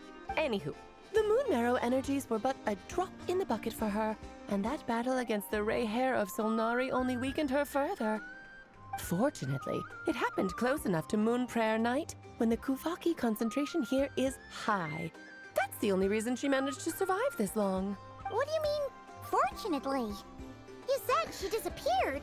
We're too late. Oh, what a headache. I thought this was all common knowledge. Okay, I buddy. guess I have some more explaining to do. Okay, buckle up. It's time for another lecture. Is she alive or not, bro? Or how are we just accepting that she's dead right Earlier that the now? moon goddesses lost the foundation for their existence. The reason for that has to do with the natural order. Basically, the rationale for their existence in Tevat was lost. The same logic applies to the present moon goddess too. Consider her existence so far. Her comrades in the Fatui called her Damselette, and she was worshipped as Kutar by the Frost Moon Scions. But these connections have now been severed, whether by her hand or yours. So, the rationale that once sustained her existence is now gone. Wait, we did that to her? Oh, well, strictly speaking, yes. But let's not start pointing fingers, shall we? I'll only end up as the big bad villain, and that's not the kind of final boss I want to be. If you're making light of this, hopefully that means you have a plan. Of course I do. I'm only the greatest mage in the whole entire Now, if you wish to find your moon goddess, there are 2 problems we need to solve. Firstly, we'll need to strengthen the connection between her and Tevat, at least enough to sustain her until Moon Prayer Night. Strengthen her connection. But does that mean I'll have to rally all the Frost Moon faithful behind this? I'm afraid a bygone faith and a former home won't be of any help to her now. Do you know her name? Her name? Oh, yes. Names are very important things. A name is a fundamental concept that anchors one's entire existence. I asked her once, but she said she didn't know. Then your first job is to find it. As a moon goddess, I'm sure she must have a name she identifies with. Neither Columbina nor Kutar is her true name, and she's never really accepted either of them. So, finding out her real name is enough to sustain her existence? Yes, I know it sounds like a small step, but every journey begins that way. So for now, that's all we need to focus on. The second problem is with her plan to use the moon marrows to return to the moon. Unfortunately, piercing through the false sky will take an enormous amount of power. Given her current condition, she won't be able to provide anywhere near enough power, even if she recovers her physical form. But no need to fret. Nicole's the expert in this field, and I'm sure she'll figure something out. Wait, Mage N is going to help us out too? That means we've got 2 Hexacircle mages on the case. This is turning into a pretty big deal. Actually, this is more of a side quest for me. Okay. Like you said, Side quest. I'm a busy lady, so I can't stay for too long. I'll have to return to Tevat's border soon. Thanks for telling us all this. That's the upside you get for looking out for my little Klee. Yay! Hopefully that will incentivize you to carry on keeping her company in the future. Anyway, jokes aside, you'd better get moving. It will take quite a miracle for the moon goddess's consciousness to hold out till Moon Prayer Night. Oh, I suppose I might as well tell you where Nicole is before I leave. Off you go now. Time to meet your new friend. Oh, yes, and a little suggestion. Don't forget to mind your heads. What does that mean? What? I wonder how Duran's doing. I should really go see him before I head back. You really are super busy. I most certainly am. There's so many children I have to keep tabs on just in Mondstadt. Duran, Albedo, Venti, Varka. There are some unexpected names in there. Klee didn't make the list, huh? Of course not. Klee is my pride and joy. I have no qualms about her, because she's the best child in the whole wide world. Oh, yeah. Klee's a little angel. Glad you agree. Well, all the best. See you when I see you. This is why Klee throws bombs everywhere. She left in a hurry. Yeah, she didn't pack up her stall. Should we handle it for her? I doubt that's necessary. A mage of her abilities doesn't need our help. I must say, I'm now very curious about her daughter. Klee, wasn't it? What's she like? She's the best. A long story. Bombs. We'll fill you in as we go.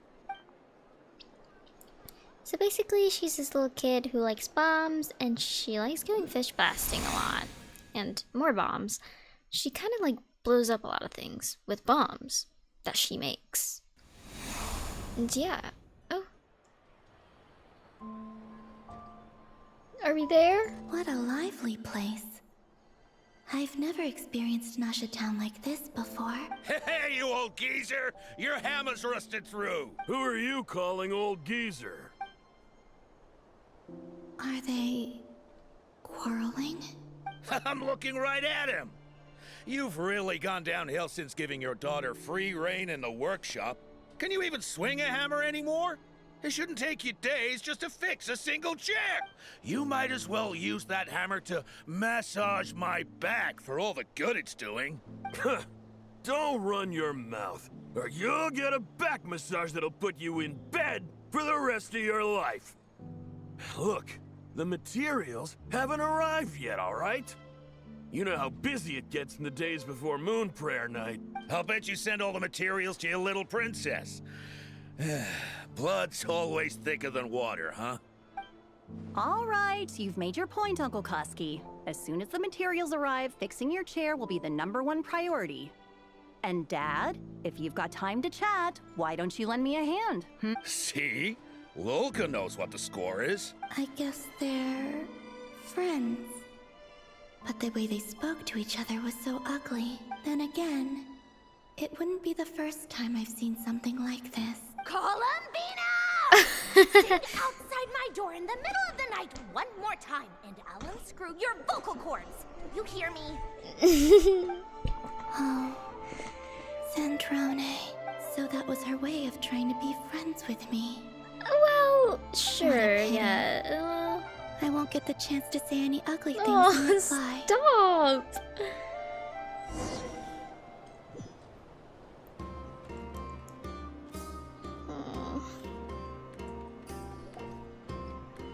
Hey, have you decided what to give her for Moon Prayer Night?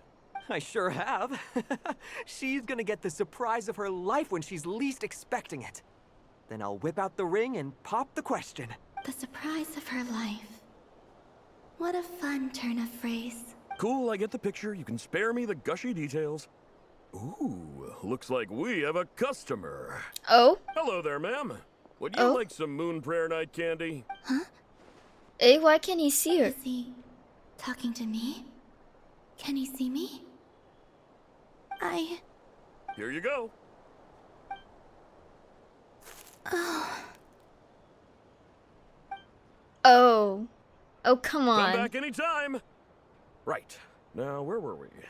I don't know why, but I still held out hope.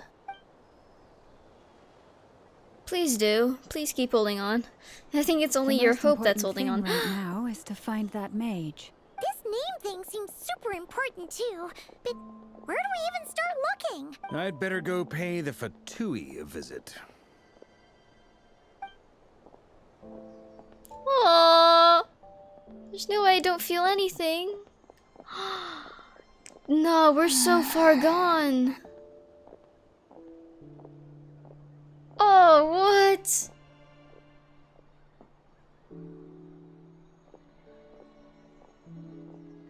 Columbina? What? I felt her? Oh my god, I felt her. Okay, okay. I don't think I can see her, but...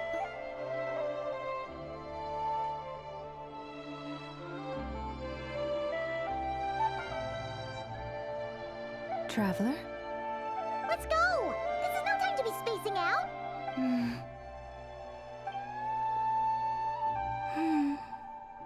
okay. She can still feel her a little bit. Aww.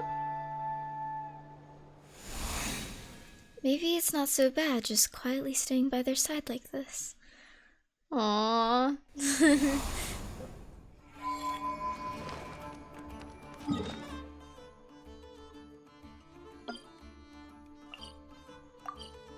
That's what it feels like when I'm with my acapella group. It's just being there. I don't talk much, but just being there Where are they going? with them feels nice. They mentioned a mage and a name? So, Mr. Varka, are you acquainted with this Nicole? Or should I call her Mage N? Ah, not really. We've never met, though she has come up in conversation. From what I've gathered, Alice kinda took Nicole under her wing. Taught her how to speak in a more ladylike fashion. That kind of thing. Huh. Hard to imagine Alice as an etiquette coach. Yeah. Alice is a larger-than-life personality, I'll give you that. But then again, that's why she's able to draw such an eclectic mix of people into her inner circle. If I remember correctly, being an interesting person is actually one of her main entry requirements. Ah. So, if you ever wanted to join the Hexenzirkel, I'm sure you'd both be eligible to apply. And Columbina's right next to us. Don't go around making promises on Alice's behalf. I wouldn't dare. I'm just trying to paint a picture of the Hexenzirkel for you. Okay, sure. Anyway, since none of us have ever met Nicole, how are Hello? we supposed to find her? We can't just go up to every woman in sight and ask, "Hey, are you Nicole?" No, that's Nicole right there. That has... Maybe something I don't she's know. wearing will Nicole give it seems away? blue. Like, and, a wind bloom pinned to her chest or something. and she just said that, so it's irony. Wait a minute. Alice never said Nicole was from Mondstadt. Oh, true. What about a tea set? I recall that each mage has their own cup. Look, it's Nicole! That would be... this young lady, then? Oh my goodness. Nicole? Hey there. Sorry to disturb you, but are you Miss Nicole? Paimon just said, I can't go up to every woman and ask. She goes up to the first Varka, woman she sees Knight and of asks. Boreas of the Knights of Favonius. Alice might have mentioned me before. No. Got the wrong person? Sorry. Well, this is awkward. When I shook my head, I meant, no, Alice hasn't mentioned you before. What is she doing? Huh? Where is this voice coming from? My apologies. For certain reasons, I am unable to speak. This is the only way I can communicate with you. Okay. It might take some getting used to, but I hope you can understand. Hey, it's fine. I'm more shocked by the fact that Alice never speaks about me. I mean, As for you two, we have crossed paths twice before, but it is nonetheless a pleasure to finally meet you. It's really you! Thanks for all your guidance in the past! You're quite welcome. This time, things are different. We have reached the unwritten pages of the story. You might say that we stand at the crossroads of fate. Who is then, this? Oh, okay. Allow me to formally introduce myself. My name is... Nicole! Oh, beautiful. The unappreciated master sculptor, the immortal literary giant, if only they'd write, and silent angel, yet also the orator, the instant they utter a word, etc. etc. Yeah. In summary, to remain silent is to be the observer of the world. No, stop! Oh! Alice! I can't believe it! What? What is this fourth wall? I had a whole speech prepared. I'd agonized over every single word. She always picks the worst moments to ruin other people's plans. It's like Alice is like the one writing this whole entire story. Like, Alice is puppeteering us, all of us. Every single person here. I'm so sorry about that. Alice took the liberty of devising some bespoke self-introduction magic for each member of the Hexenzirkel, but I could have sworn I deleted all of the triggering conditions for it. How did it bypass everything? Oh gosh, this is so embarrassing. This is a very different side of Nicole than what we're used to. Is she not used to face-to-face interactions? Don't worry about it. We've seen that introduction magic once already, so it wasn't too much of a shock. Please go on, Miss Nicole. We'd love to hear what you have to say, or, well, communicate. Huh? Are they talking to this lady? But... Will you all promise to forget that horrendously embarrassing introduction? Of course. Sorry, embarrassing. When? Among the words that hopped out just now, I saw angel. Yes. My name is Nicole, and I am one of a very few angels who have retained both their preferred form and their power. The Traveler and Paimon should be no strangers to this She's concept. an angel? There is another of our kind in Natlan. They call her the Lord of the Night. Oh. Alright! Paimon remembers her! But we've never seen her in person. Yes. Well, I have retained more of my power than she. Where's Columbina wandering off to? It's because I don't have a long-term duty to fulfill. No. We'll be here all day if I get into the specifics.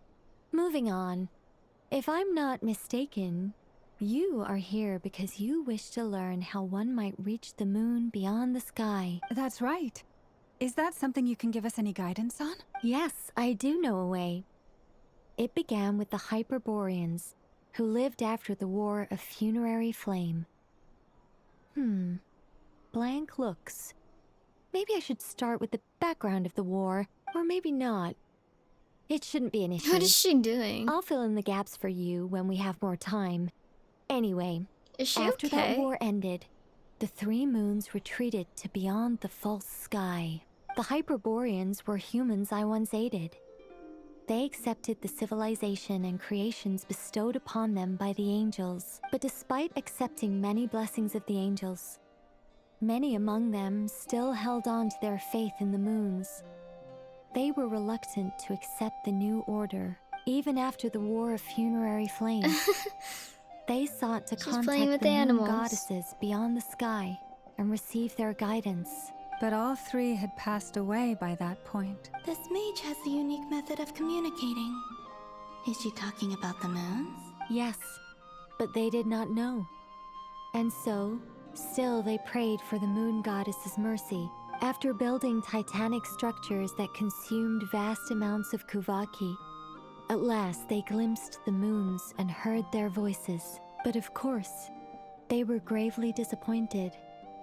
For it was then that they realized the three moon goddesses were dead. Oh, that's such a sad story. It is. Humanity was in a very sorry state at that time. The angels who had once aided them were gone, and the War of Funerary Flames had left them homeless and destitute. Just a second, I gotta ask. How relevant is all this history to the task at hand? Well, I mean, it's... Okay, it seems we've drifted into irrelevant narrative waters. It's been a while since I've had the chance to speak inside someone's head. As soon as I got started, I lost control, and the words just flowed out like a waterfall. What I'm trying to say is... Aww. Right, yes, that's it.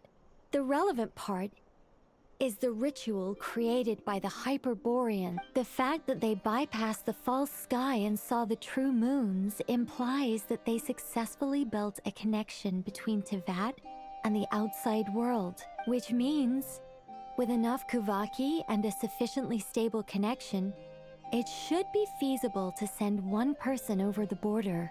Okay, so they built some kind of portal? Oh, yes. A portal. Yes. Is something wrong? You sound disappointed. I just didn't expect you to summarize it so well. It turns out I could have said all that in one word, if only I'd managed to think of it. No, please, it's fine. This is invaluable knowledge.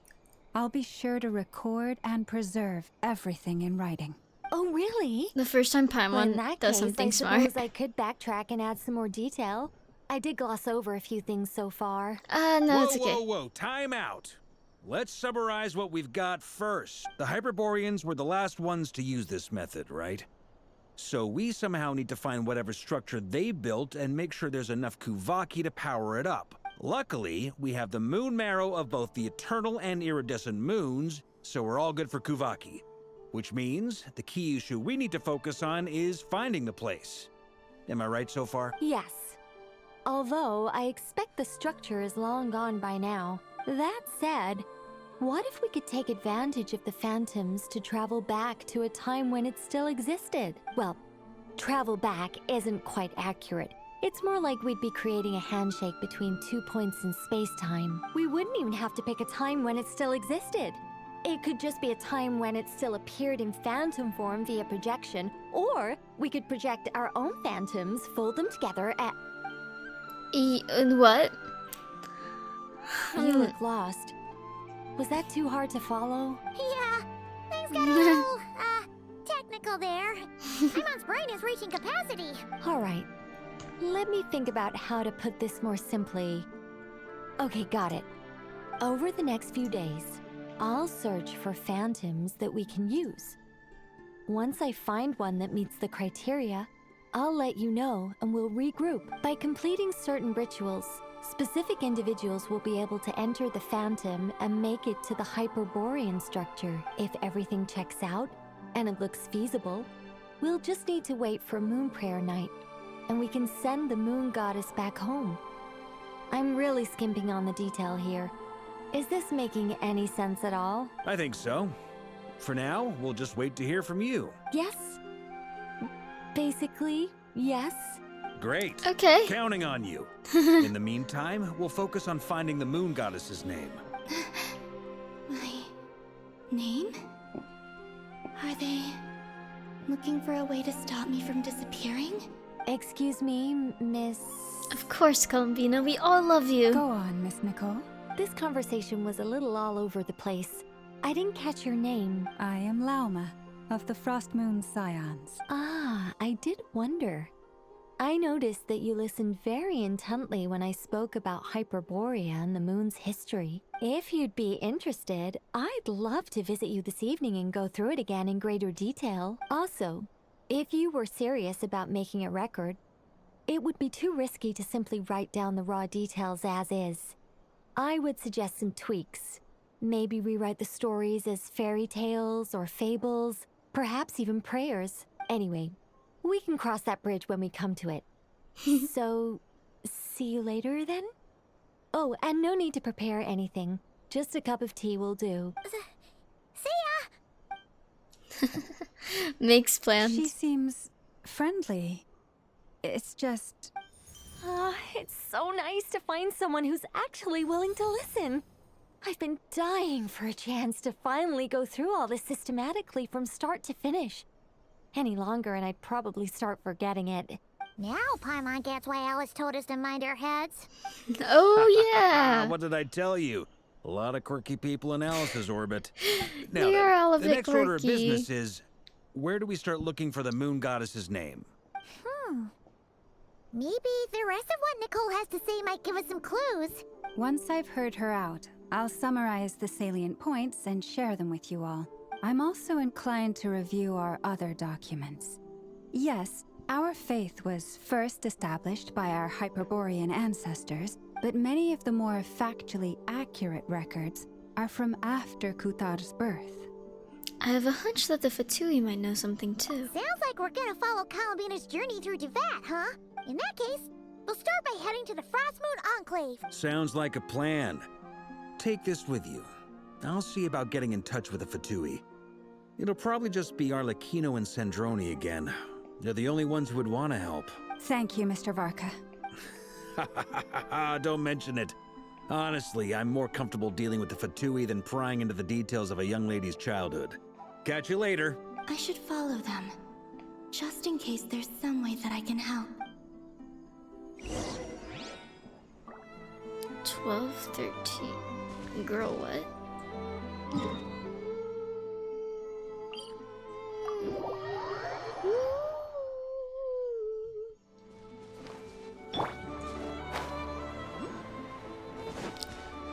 Search for the information in the Frost Moon and A while ago, Clave. I took the time to organize all documents in our possession that pertain to Kutar.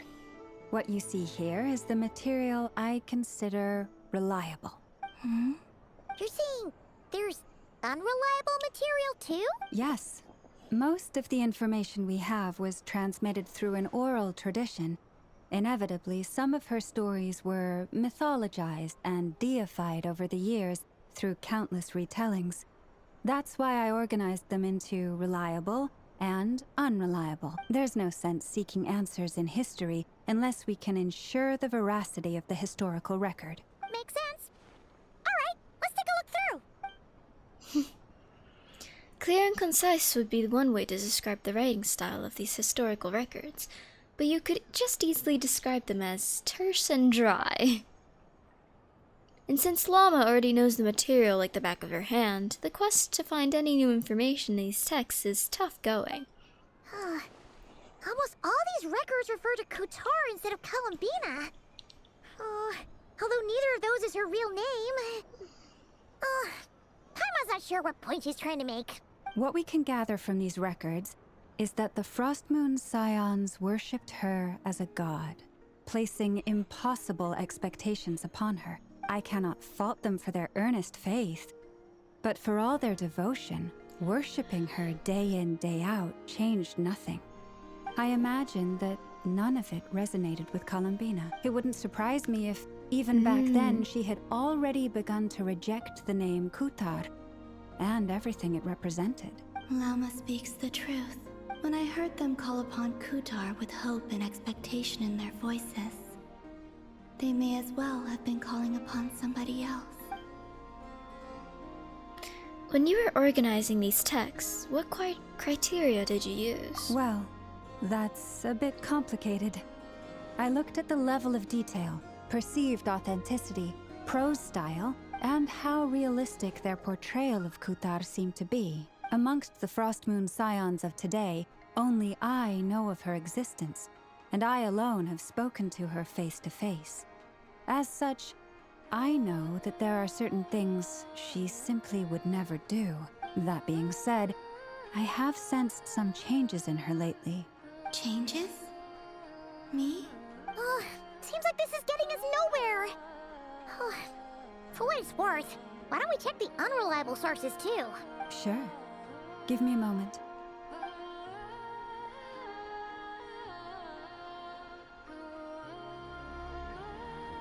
Exerting but a fraction of her divine might, Kutar sheared a great mass from the snow-capped mountain and cast it into the sea, upon whose surface shone the mirror image of the moon.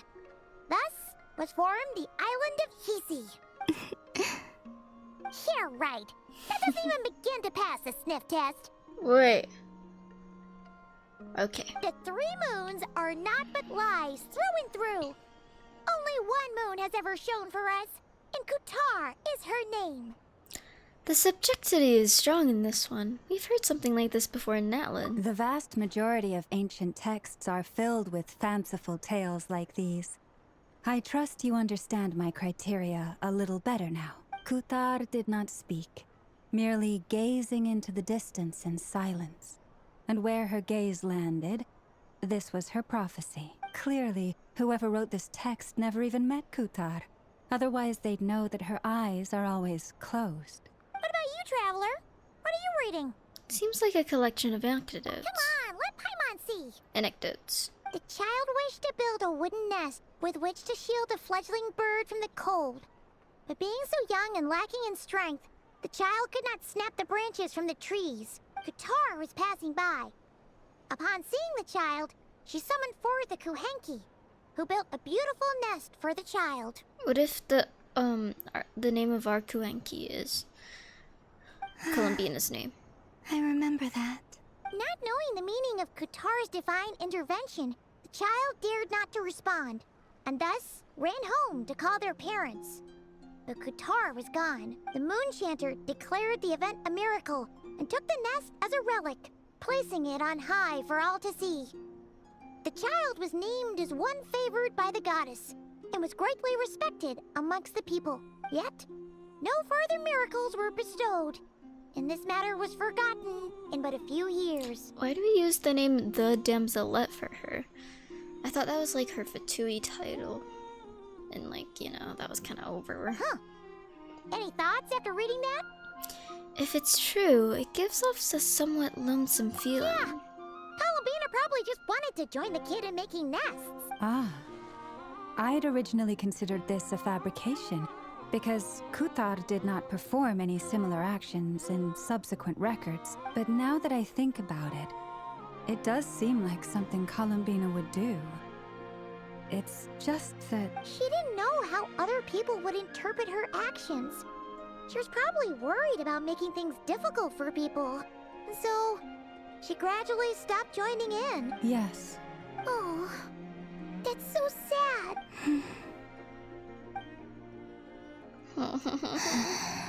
And now, I can make no such gestures of warmth, even if I want to.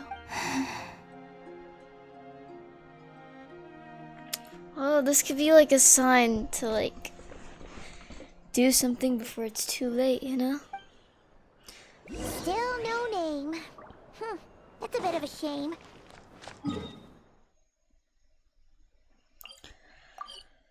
Let's see. But we did learn some interesting stories. Maybe Sandrone That's gotta count for knows. something.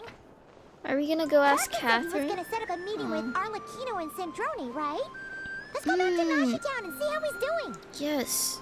Maybe Sandrone knows. They were like besties. And maybe Arlecchino like heard them. Let's see. There's Varka. Oh, and it's Durin and Albedo too. Talk about coincidences. We meet again. Yeah, this is pretty much the same place we bumped into each other last. I convinced them to stick around a little longer. We were all waiting on people, so I figured having a little company would help pass the time. Ah, so you've been waiting for us? Does this mean that you've already arranged things with the Fatui? Sure does. Now you're back, we can go meet up with them together. How'd your investigation at the Frost Moon Enclave go? Well, we didn't find out Columbina's true name. But apart from that, it went pretty well. We learned some stories from her early days. Aha, just as well that I didn't tag along then. I'm sure our moon goddess wouldn't want every man and his dog knowing all about her private life.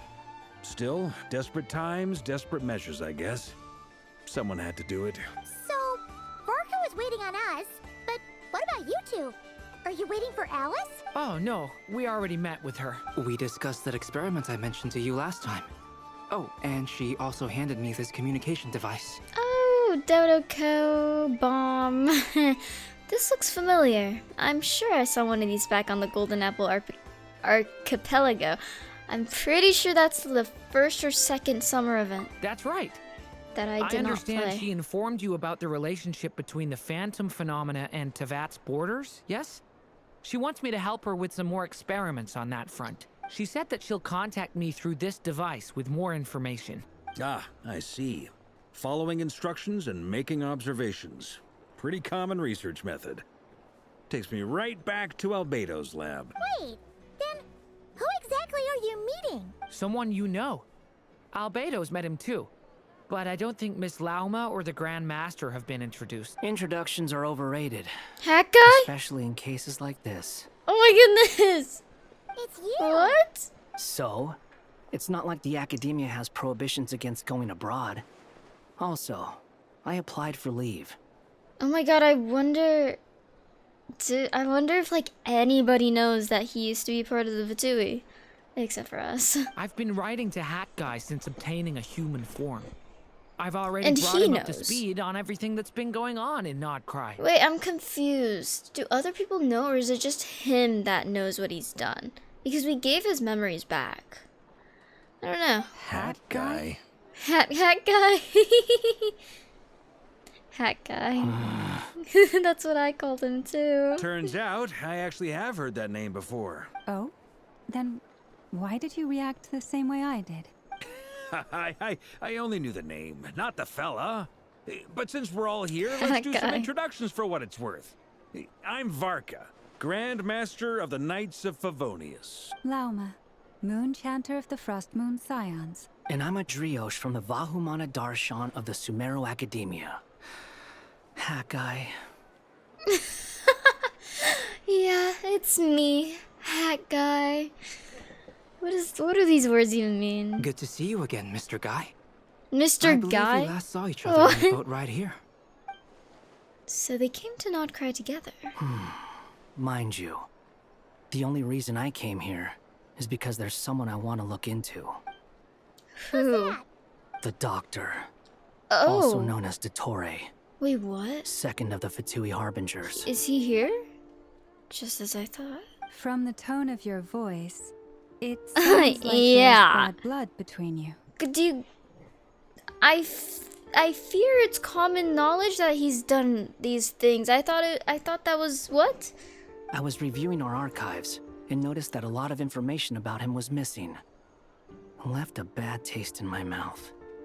That's all there is to it. Dottore, or Zondique, as he was then known, once studied at the Academia, but he got kicked out before he could graduate.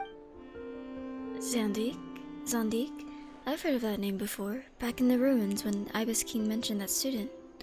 That was the Doctor? I thought we figured that out. I thought we figured out that that was the Doctor. Huh? Did we not figure that out? What? So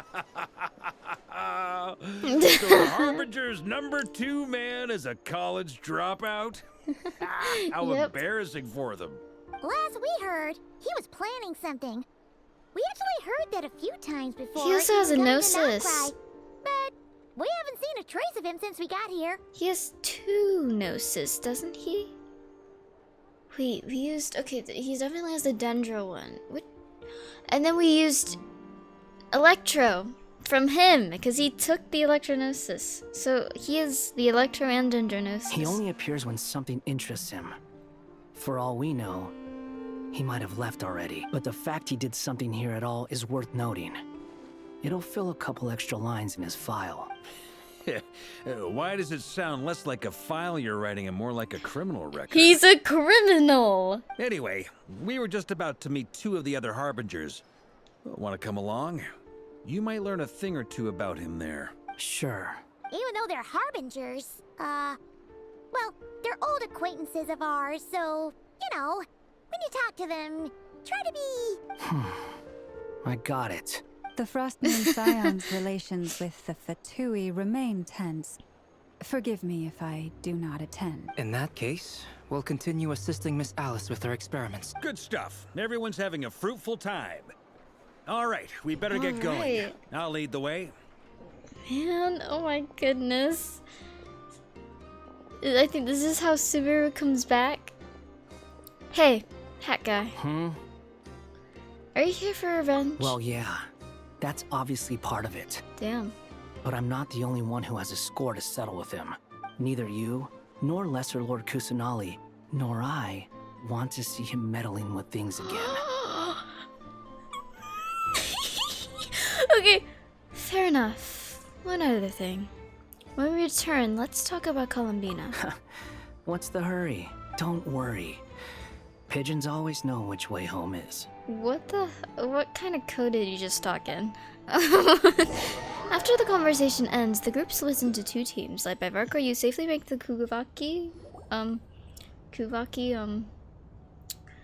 my stream's too You delayed. made it. Who is this? Oh damn, they don't know him, but I think he knows them. I think A scholar from Sumeru. Yeah, They call him yeah. Hat Guy. He's an old friend of the Travelers. Used to be 6th of the Fatui Harbingers. Wait. Oh my This goodness. is the Academia representative you wrote about? He doesn't exactly look the part. I believe this will prove my identity.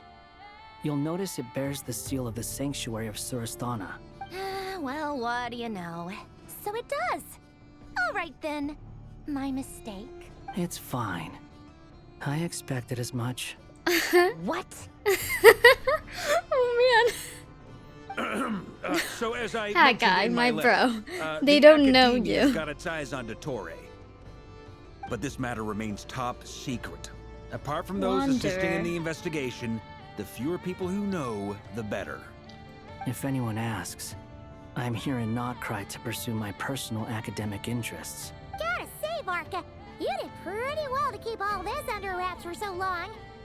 Sounds like you got in touch with the academia about this way back. You flatter me. You're all harbingers. What reason would you have to disclose information about the doctor? Where do I even start? Remember that time we fought Rerir at Star Sand Shoal? He sure let me have it then, didn't he? I'll bet Dottore had that all sketched out, with me as his convenient little pawn. Yeah. He could not care less about us if he tried, but hey! The feeling's mutual. Oh yeah. Does Dottore really strike you as the sort who values his relationships with his colleagues? Fair point. Definitely not. Which is why I always keep my guard up whenever he starts making suspicious moves. To that extent, our motivations align. On top of which, I consider you trustworthy people. What about Wanderer over here? Now, back Cat on guy. topic. In the wake of the Reikir of Solnari episode, Sandrone and I grew suspicious about Dottore's complete inaction during the entire affair. She's just walking around, So man. we tried to find out what he'd been up to, but unfortunately to no avail. He never lets anyone in on his plans. The more he cares about something, the more secretive he gets. Indeed. Perhaps he believes that by keeping a low profile, he can avoid trouble. But that trick isn't going to work on his colleagues. Yeah, I mean, he's been researching the ancient moon's remnants. And he's been trying to get his paws on the moon marrows. Only an idiot would believe he doesn't have something more planned. With this in mind, I returned to Snezhnaya and relayed my thoughts to Her Majesty the Tsaritsa, entreating her to have him recalled. That's pretty direct. Did the Tsaritsa agree? Yes. I made it abundantly clear that the Fatui's business in KRAI is almost concluded, and we do not need 3 harbingers in this territory. Her Majesty concurred. Accordingly, Dottore has returned at her orders. I imagine he is continuing with experiments, which no one besides he would ever have any interest in. Common sense might mean nothing to him, but he's not stupid. He knows that no good can come from opposing the Tsaritsa. Smarts alone won't get him all the way. He needs the Rooster's resources and Regrator's Mora, both of which the Tsaritsa can strip from him by waggling a finger. But doesn't he have a track record of publicly following orders while going against them in private? He probably has it down to a fine art by now. Wouldn't put it past him. We worked together on a research project once.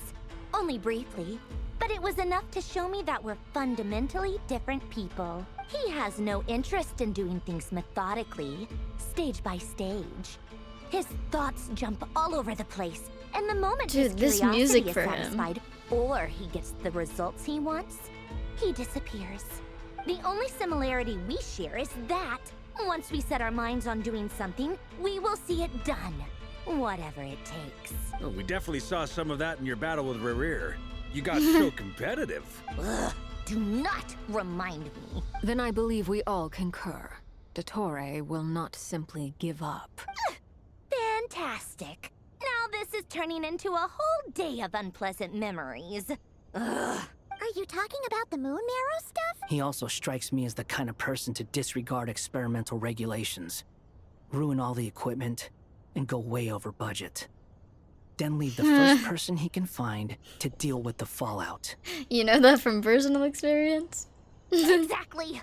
This one time, he was running some high-temperature experiment and the substance exploded. But does he care? No. He orders his subordinates to open the device so he can observe the results, which causes the gas inside to leak out. That gas was poisonous. If I hadn't been there, who knows how many people might have died. And after all that, he left. While I was still cleaning up after his mess. Hey. What a waste of time, he said. A waste of time? The nerve! He wasted my time! Yeah, I agree. I hate him. I hate him. You've been bottling that up for a while, huh? Hat guy, I must say, Mm. you seem awfully familiar with internal Fatui affairs. Especially nothing. when it comes to Dottore. Thank you, Lady Harbingers, for providing such valuable information. I have no other questions for now. Just so I'll be avoiding on the my way. comment. Goodbye, guys. You're getting sus of me, so I'm gonna leave. You're just gonna leave? You're welcome to join if you want. Okay. Just when Paimon thought he'd finally mellowed out. He makes quite the impression. I'll say. I've met tons of headstrong people, but not many of them would join me in bad-mouthing Dottore. Anyway, back to the main agenda. Barca, you said that Columbina has gone missing? Or rather, disappeared. Yeah. We're working on building a connection between her and this world. The simplest method is to find out her real name. Do you guys know? I've actually asked her that question before, but she said she didn't know. Considering our relationship, I doubt she was lying to me. She could have just given you a...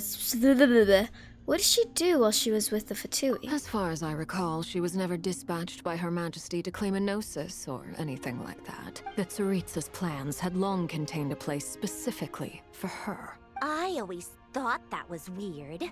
What could she do that the rest of us couldn't? Knowing what we do now, it's probably something related to Kavaki, right?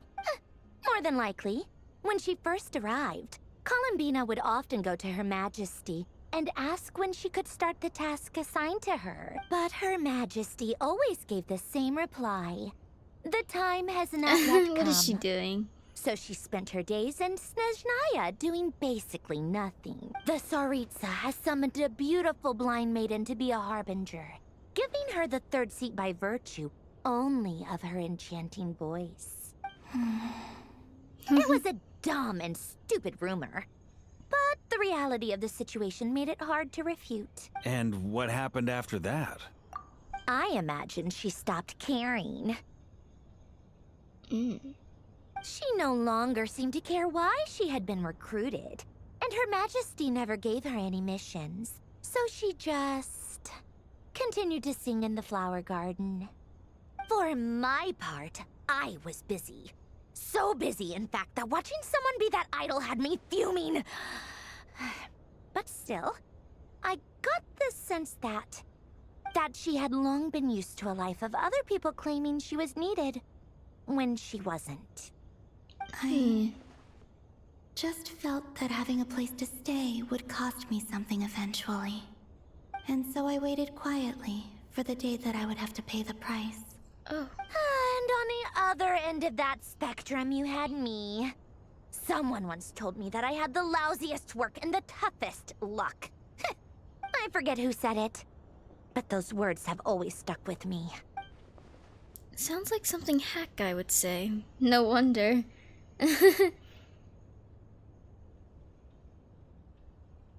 Oh. But you've done your job exceptionally well all this time. Because at heart, you are a conscientious person. Thanks for telling us all this. What is it? Something come to mind? It's nothing. I'm just even more eager to learn her name now. I want to shout it to her from the rooftops. I see. That makes sense. Nothing screams you are needed like your name shouted from across the town. Well, good luck with it.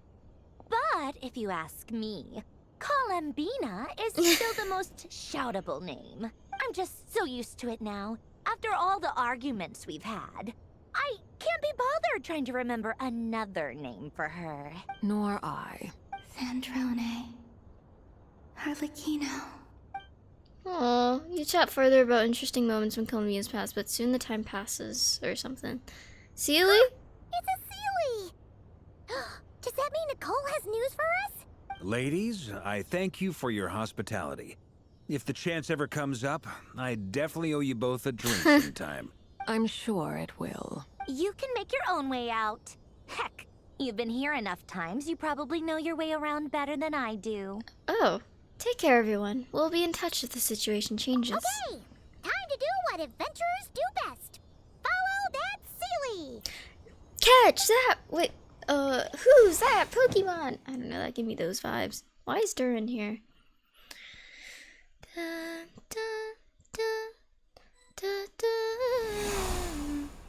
Oh. Oh. Here you are. Hey. What are you guys looking at? Oh, that guy. Is that the old structure? How come you're back so soon?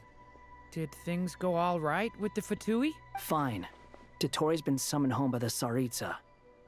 Couldn't get much more than that. How about you? Any progress with the investigation? Unfortunately not. We've tried everything.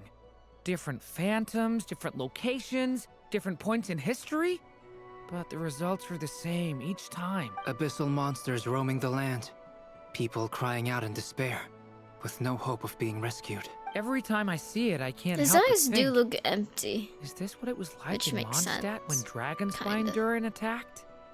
And if I fail in the task I've been given, will I create yet another tragedy? That's just meaningless speculation. When we encountered similar phenomena previously, I tried to interfere with those illusions, using sounds and lights to guide them.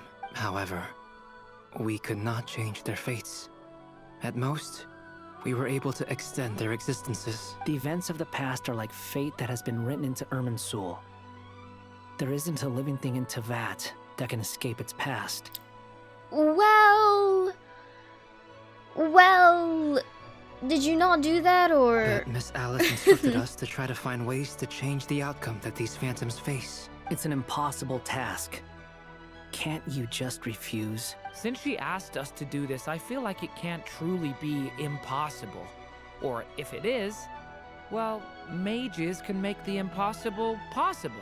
I think we're coming over, I so. could not have been born as Durin otherwise. But you also said that your past 39 attempts were fruitless. That's 39 true. again. Why are you using the 39 number so much?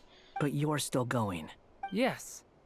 After this many futile attempts, surely you realize that you're not doing this because you still believe what some mage told you. It's because you want her hypothesis to come true. It's something you wish for deep inside. So, think for yourself about what you want to do. As long as you don't believe it's futile, it isn't. Yeah. Aww. Yeah, Previous +1. experience indicates that we cannot touch the phantoms, which limits the effectiveness of our interventions. If we want to clear this hurdle, we need to break this rule somehow. Same thought here. Following the same rules means repeating the same failures. Reducing ourselves to mere playthings of fate. So you mean we need to figure out a way to make contact with them despite knowing that we can't? Yes, and I suspect that's something only you are capable of. Oh. Everything in Teyvat is logged in Irminsul.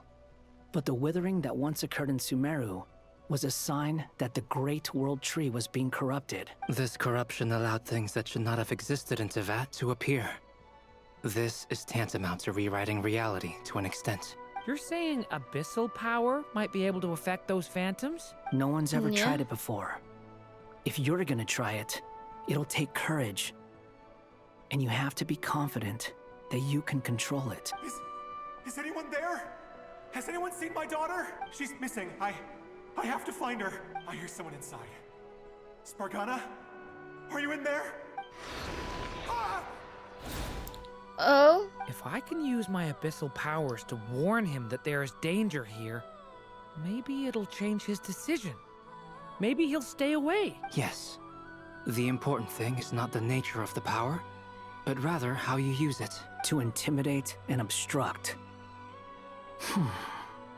Sounds about right for the Abyss. Well, let me try. Okay. I should be able to influence that thing. Okay. Have you seen a little girl? No, you. What? This isn't the time for that! Just run!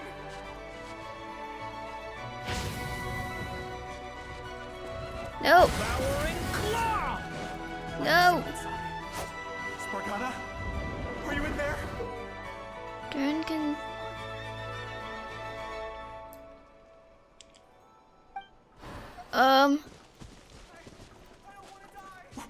What is this? Looks dangerous. I should get out of here. Okay, he got out of there.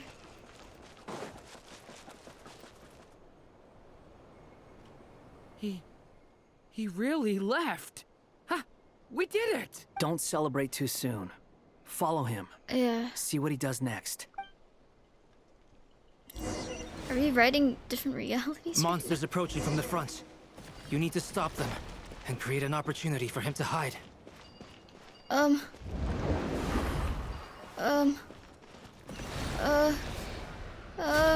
Oh, I failed. Help me! What do I do?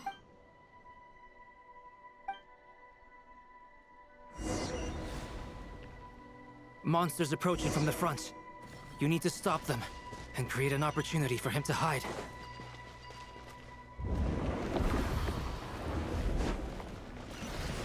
Oh. Okay. Help me!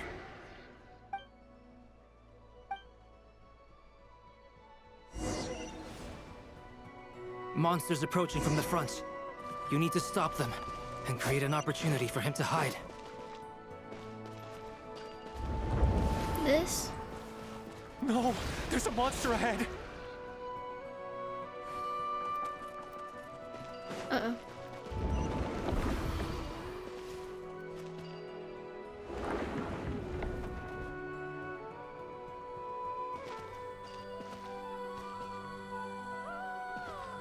Pass through where?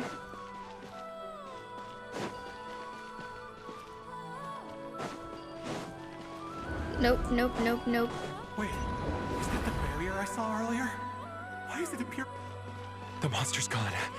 Is it safe now?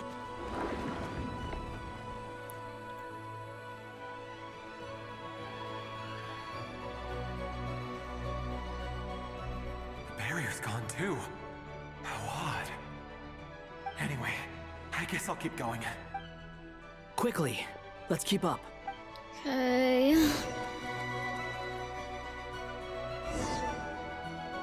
Wait, there was someone else here? Don't go any further. We've got anti-monster traps laid out everywhere. Make use of explosive? What explosives? But my daughter must just be up ahead. I have to go.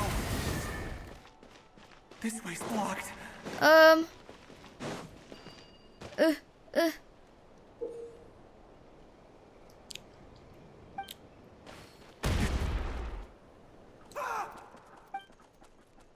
The phantom? Oh! I just exploded him. Wait, there was someone else here? Don't go any further. We've got anti-monster traps laid out everywhere. But my daughter must just be up ahead. I have to go. What? This way's blocked.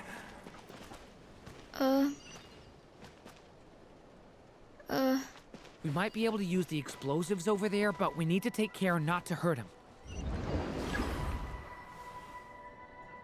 Okay. I'll use the barrier to keep him at a safe distance. This barrier seems to be helping me somehow. Hey, hey, wake up! Oh, no good. Gotta keep moving ahead.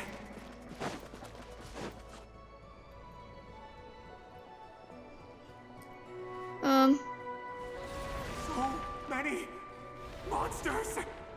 Oh god. There's still a chance, Durin. Use the traps.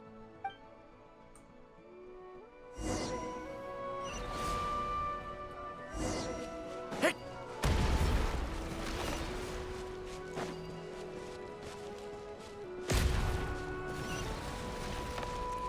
Oh, freak.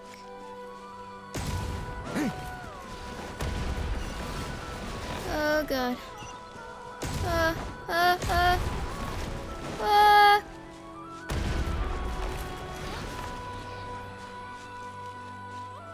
Okay. This is a new development. I've never seen this happen before. We might just be able to save this person.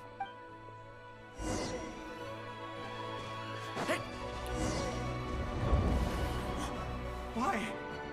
How will I know where Spargana's gone like this?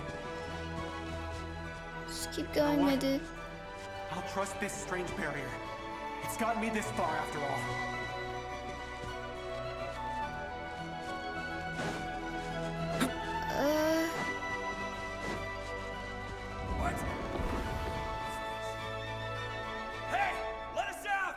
Spargana, are you there? Where?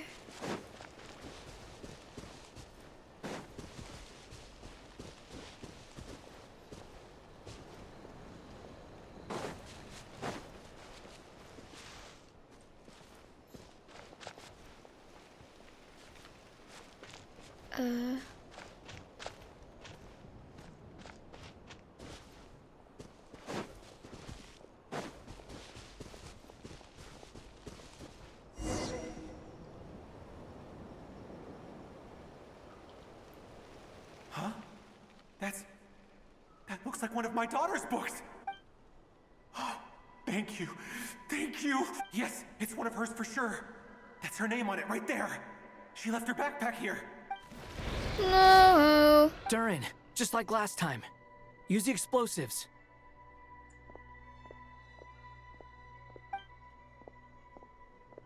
Where is he? Oh, what happened? Explosives?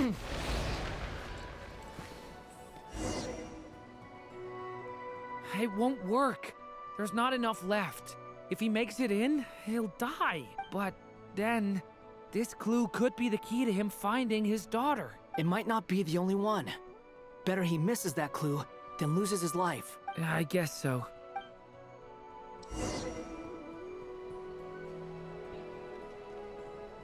Stop him, Durin. We can't let him get any further in. That's my daughter's book! She's passed this way! Why? Why won't you let me go in? I've searched and searched and searched just for this! But how will I find her without any clues? I no longer have anywhere else to go. Oh.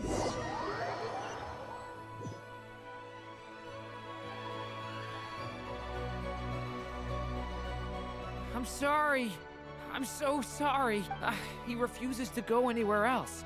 Whether he opens this door or not, all that awaits him now is death. We couldn't change his fate. Albedo? Hat Guy? Let's try one more time. I don't know how we're gonna do this, but I don't want to give up either.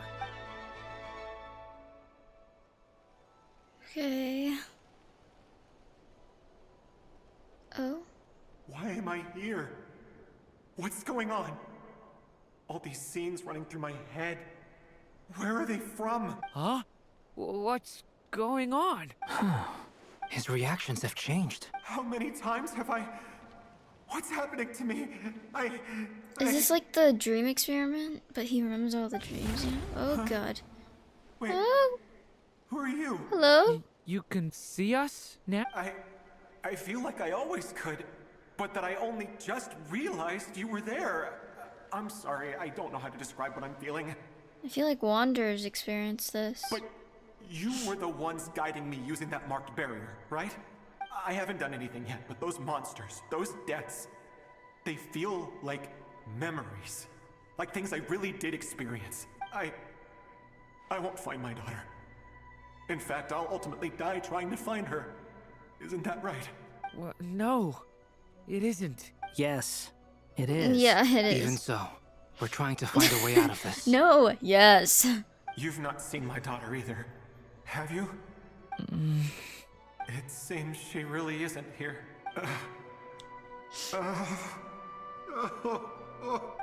I'm sorry we couldn't help you. I'm just tired. Maybe this is destiny.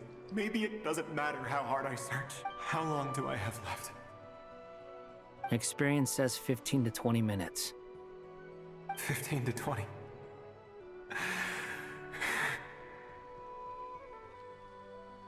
Thank you for all your help. Let's rest a while. You look exhausted too. Now's not the time for you to start pitying us. Yeah. It's not pity. I'm just realizing minutes left. You know? Oh. 1 second. My AirPods automatically connect to my iPad even though they were already connected to my computer. Why is that?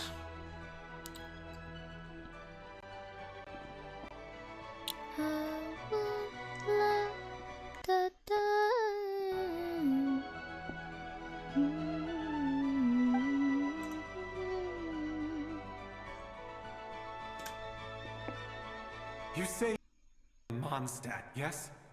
A place with windmills, where people enjoy limitless freedom? And you're from Sumeru, where they've built an academy into a giant tree? Yes. It seems you've never heard of either place. Those names are unknown to me, I'm afraid. Yes. Have you heard of Hyperborea? I have, but I heard that it was destroyed in the distant past. I see. That was where my ancestors once lived. Oh. What about Delphi Pytho? Was it later rebuilt? I've never heard that name. Then what about Sal Vindaknir? I have seen that name on stone tablets on Dragonspine. But I'm afraid the only things left of that place are its ruins. I see. Sure enough, there was no way to turn this around, huh? I'm sorry. I was the one who asked to chat, but it seems like we're too many ages apart. There's barely any common ground to start from. It's all right. We did hear something new, at least. From how you speak of your lives, things must be going all right for you, I guess. They are. Mondstadt is a place of freedom and happiness. There's a lot of good people in the church and the Knights of Favonius. And even outsiders find that it's an easy place to feel at home. We have festivals a few times a year. Everyone gets together to drink, sing, and be merry. Sumeru is a lot more uptight. Not really the kind of place where you can relax. It's a nation fraught with problems wherever you look. But if all you want in life is to seek knowledge, I guess it's pretty much paradise. That's wonderful.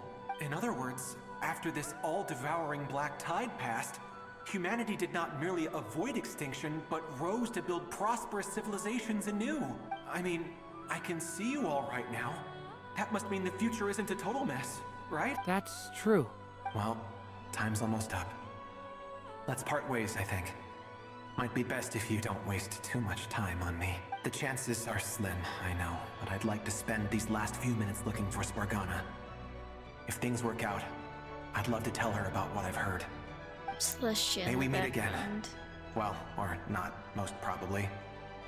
In that case, may your wishes come true.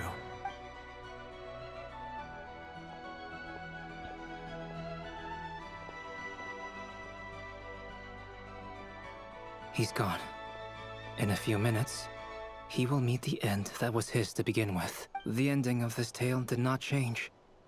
But I believe that we've just made the most progress we have yet. May your wishes come true. If only it were so simple. Could we find Columbia's name from someone from the past? Hat guy, could I ask you a question? You've never talked about your past. It seems complicated, and it weighs heavily on you, too. Would you be willing to tell me about it? I mean, think he's allowed sometimes to. it's better to get things out in the open. Take that guy we try to help, for instance. At least he said goodbye with a smile, right? Die with a smile. I know about Albedo's past. Our experiences are very similar, and he created me. Wanderer was created too. As for you, you're my first friend, and you've witnessed every step I've taken. But by comparison, I know nothing about Is he you. about to talk about Raiden Shogun? Either way, I mean, we're still best friends. But if I knew more about you, I might understand your thoughts a bit better. I've told you about myself. I'm a student at the academia. That's not you. And what did you do before that? Prepared for the entrance exam? All right. If you really don't want to talk about it, I won't press you any further. I was a puppet built from the branches of a white tree. God. Using technology left behind by the Conrian schools of mechanical engineering. Simulanka? A white tree? You mean an Irminsul tree? Yes. A branch of Irminsul, that was once connected to the main tree. He just like for Nahida for real. So you had a human creator too? Yeah, but my creator abandoned me after deciding that I was a failure. Oh, sheesh. After that, Why did he do the speed smile? Oh god. After that, he became the 6 Fatui Darn. Harbinger. resisting the influence of the abyss, suppressing the urge to destroy, trying to do the right thing. None of these things are easy, but no matter how hard they are, trying to rewrite past wrongs is far harder. You asked me if you would create a new tragedy if you failed. I told you there was no point speculating about that, but the real answer is, yes, you absolutely will. That guy. Wait, what? But at least you've got people here to help steer you away from the wrong path. So, just keep aiming towards the light. He looked scary when he said that. I will. I promise. All right, break time's over. Dodo communication device. Hello, Durin speaking. Hello, friends, it's me.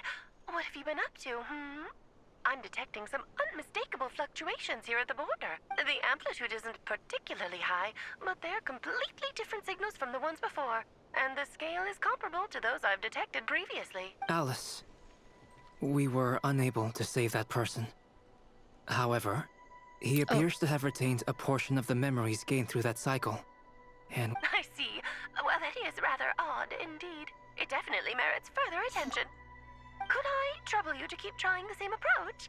I need to gather some more data. Counting on you. I should probably have Nicole come and check this out as well. I only have... Oh, dang. Act 5 complete. Okay. Well, I have to go anyway, so that was perfect. Okay, so I think Act 5 and Act 6 should have been like one thing because we did not see the end of that at all. I was worried you might stop to collect treasure chests opened by the Seelie along the way. It would have taken you so much longer to get here. Another I am delighted to see that you understand what takes priority, and that your adventurer's instinct has not swayed your resolve. Really, I must applaud you for it. You should know. Wait. Paimon's head. Okay, I'll try and keep it short. My senses are telling me that this is where we shall find the entrance to the ruins. I thought Act 5 was over. Cool. Well, what are we waiting for? Let's open it up and see. Patience. This was a sanctuary of great importance to the Hyperboreans. A special process is required to open the gate. Oh, like the place that housed the Eternal Moon's marrow? Seems like the ancients were very fond of making tricky gate puzzles.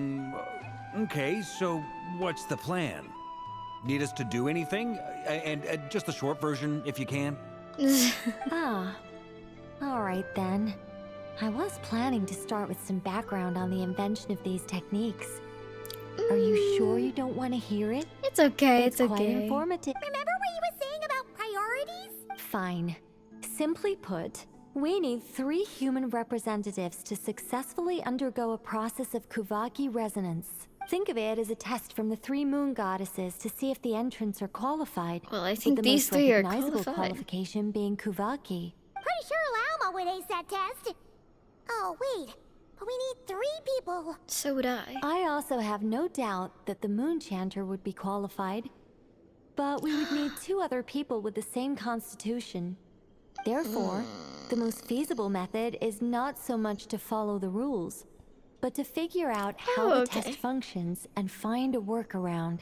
I've done some research, and it turns out the mechanism is rather crude. We'll simply need humans to stand before it who have sufficient Kuvaki energy within them. I'm with you so far. How do we get the Kuvaki in them? The easiest way would be transfusion. Take some Kuvaki from KRAI's soil, put it into the bloodstream, and get it circulating in the body. So we're going to cheat on the test? It's okay. Precisely. There are other methods, but this is the simplest one. Cheating the system is much easier than trying to hide from it. Huh? Sorry? What? Does the idea of cheating upset you, Miss Love? No, that's not it. I suddenly had an idea. Ooh, what is it? It's about Moon Prayer Night. I figured out a way for Kuthar to join in the festivities. Huh? But as Paimon said, we need to have our priorities straight. Let's get back to the test. I'll follow up with Nefer on the festival arrangements. Oh, okay. Anyway, is this really the best method we have? A Kuvaki transfusion sounds dangerous, no matter how you slice it. If you think that's dangerous, wait till you hear the other methods. I'd be more than happy to go through them if you'd like. It's There are okay. several. It's okay. We're good. Let's go with this one. Very well. Kuvaki transfusion it is. Now, I should mention that the risks can be greater or lower depending on individual compatibility. It would be rash to Farka's simply dying. infuse the Kuvaki and hope for the best. If the body rejects it, the reaction can be quite severe. The symptoms are similar to another condition that some people living here suffer from, known as congenital Kuvaki sensitivity. So, before we execute our plan, I will perform a simple test of my own to see who is compatible and who is not. Once that is done, we will have to complete the resonance process as rapidly as possible. The participants must remain stationary while the Kuvaki circulates and bonds with them, and they mustn't eat or drink anything. What?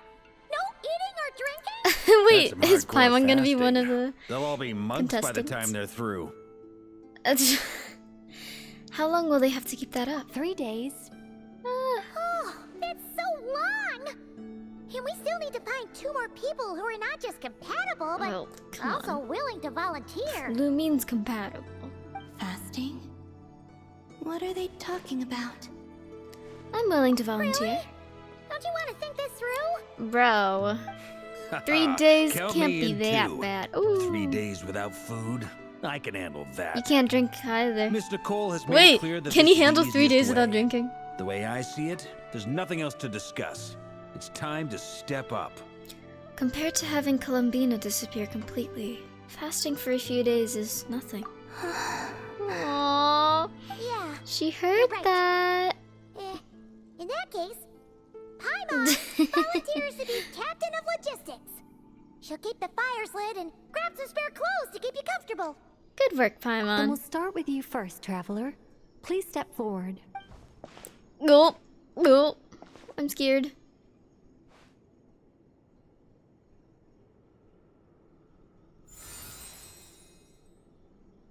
How's it going?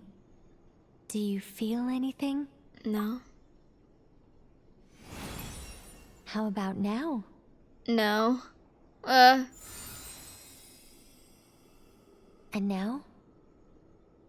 Still nothing. What about now? Nothing at all. Did you do something? You guys, it's not a competition, you know. All right, I'm officially impressed. Even as a descender, you can withstand far more than I imagined. It's like I summoned a giant stone titan to arm wrestle you, and your arm hasn't even moved an inch. In my last attempt, I infused 5 times the amount of Kuvaki required. That much? Why are you doing that to Yes. me? Safe to say, compatibility won't be an issue for you. You're eligible to join. You're next, Mr. Varka. Sure, you're good. Imagine he screams on the I'll first start one. where we left off. 5 times the required Kuvaki dose. No, no, no. Whoa, whoa, whoa. Hey, wait a minute. Hi, Lucifer. Long time no see. How's it going? I think he's dying. No, not great. Oh. I kind of want to puke. Feels like I've been drinking too much. A few bottles of wine, then a big stein of Dark Horse, with some hard liquor from Liyue mixed in. Why would you do that, my girl? I just lost to a young lady in an arm wrestling contest. I'm never gonna live that down. Oh my god, it's Nightingale. Yes, it is. My apologies. I'll lower the concentration and try again. Oh. How's it going now? I'm not as dizzy as last time, but I can still feel it pulsing around. Okay. In that case, you wouldn't be an ideal choice, Mr. Varka. Let's try someone else. Okay. Let's go ask some of our other friends then. Yeah. Kokomo Premium version question mark. What? I think I kind of have to go. I thought the Act 5 was over. You're of course fine, right? No surprises here, Miss Moonchanter. You're perfectly compatible. Oh! We got Nefer. I'm getting a slight headache. Shame. You were so close. Nah, Nehoda can't do it. Oh, I'm itching all over. Allergic reaction. Oh! We can't have that. Is she gonna die? Huh? Is Aino gonna be the one? Are you gonna start a what? The Hexen Circle is an organization that cares for and protects Oh, children. okay. We will not have them do dangerous Can things. Nefa do it? Not No, even she's not tests. human. Okay. Nefa's a robot. Is something the matter? Girl, she's The not. candidates have to be human. I guess that rules me out too. Yeah. Everyone except the Moonchanter got beaten. Guess I don't need to feel so bad after all. I mean, looks like this isn't gonna be as easy as we thought. I was thinking to get Columbina, but she low-key gone. Perhaps I so- could ask for volunteers among the Oh Frost Moon yeah. Scions. Some of them might be special. I'll see about talking to some trusted Lightkeeper colleagues. Iluga. Itlua springs to mind. What did you just say? In fact, I think we I had thought some it was former Iluga. Frost Moon Scions join our ranks recently. Varka more worried about his reputation, yeah. Can you give me the scientific explanation for how the test works? I can probably make some kind of test bot. Then we can just zip through Nasha Town, going up to people and pressing a button to check their status. Wouldn't No. No. Wow! No elaboration for once. How about I contact the Knights of Favonia's garrison in the Wave Chaser plane? Shame that Lohan's already left. And that guy's even tougher than I am. Strange. The moon goddess is clearly revered by many people. So why is she on the brink of disappearing? I feel like she thinks she doesn't belong. She mentioned that the world has rejected her from the very beginning. Yeah. And when we fought the Raikir of Solnari, it seemed like she exhausted her power for our sake. Also, Paimon's not sure revered is the right word for how people feel about her. Gratitude, certainly. For my part, anyway. It's basic reciprocity. She helped us, so she deserves our help in return. Yeah. Even though she looked like she didn't care, she still saved a ton of people, including me.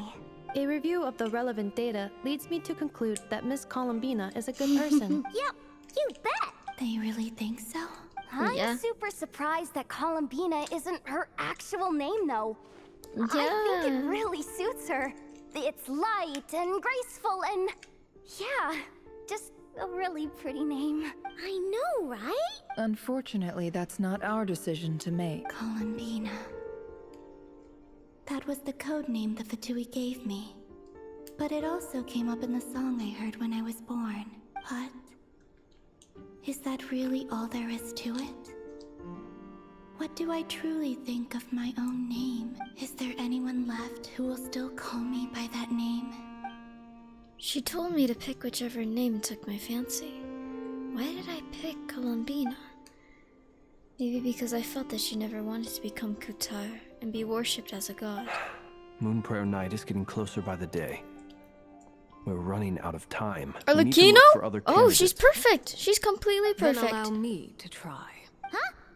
What are you doing here? How does she even know? You contacted your friends via the Adventurers Guild. Sandrone has been keeping an eye out for something like that. Arlecchino so can she definitely do informed it. me.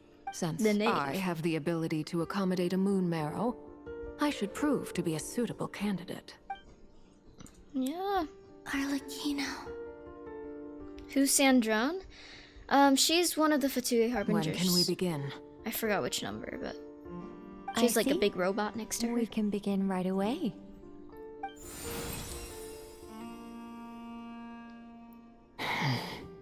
How was it? Did you feel any discomfort? None at all. Then it seems we shan't need to look for additional candidates after all. Great! Yay! Cool. Alright, like Paimon said, the rest of us can take turns making sure the three of them stay warm and comfy. Then my job is to take care of the caretakers. I will ensure everyone receives food and accommodation. How's Earthquake so strong she's fully human? Who knows? Let's do this, no time to waste. I'm ready as well. Well, she has some moon power in her, maybe that's why. Oh, okay. Time for the ritual to commence, I guess. It's almost time for me to go. Can this ritual hurry up?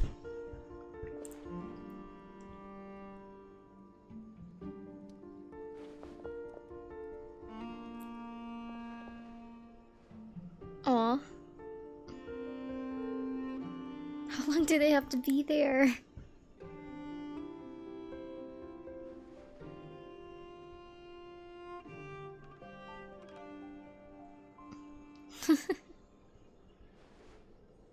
Are you okay, my girl?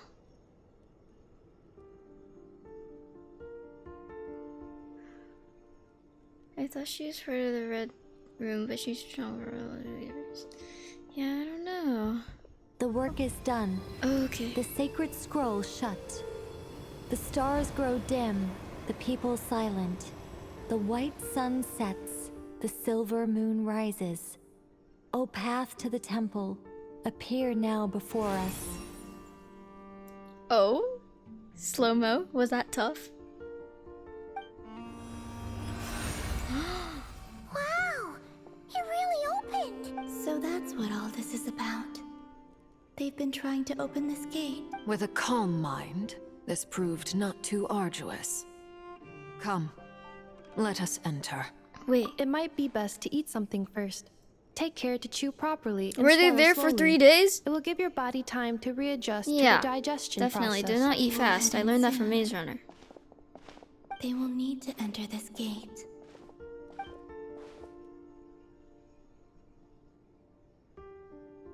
Huh? Oh. I cannot pass through. Is it because I have no physical body? Are you okay? Nah. Is she gonna fully disappear right here, right now? My strength is all but completely faded. No! Can I really hold on until Moon Prayer Night? Okay, why did I start Act 4? I didn't want to... wait, Act 6 I meant. I didn't want to start Act 6. Okay. Holy smokes. This is crazy. Dude, this is crazy. Oh my god. Okay. I need to... just do my daily stuff real quick. I have like 2 seconds left. Oh, anyways, thank you so much for coming to the stream. I hope you have a good day. Good luck. I do have to go now. But thank you so much for coming. And I will see you someday. Well, Nahida's... did you hear? Well, or see that Nahida's back? So, like, I'm really excited to catch up and see her in the main quest again.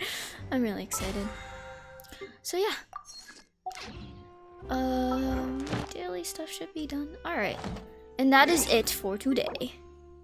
Oh, yeah. Also, actually, just kidding. I want to pull... oh, Nicole! I kind of want Nicole. But anyways, I want to pull for the little girl right here. Okay. Whew, it's purple. Let's see if I get her. Gambling. Comments. I got Fischl. Yee.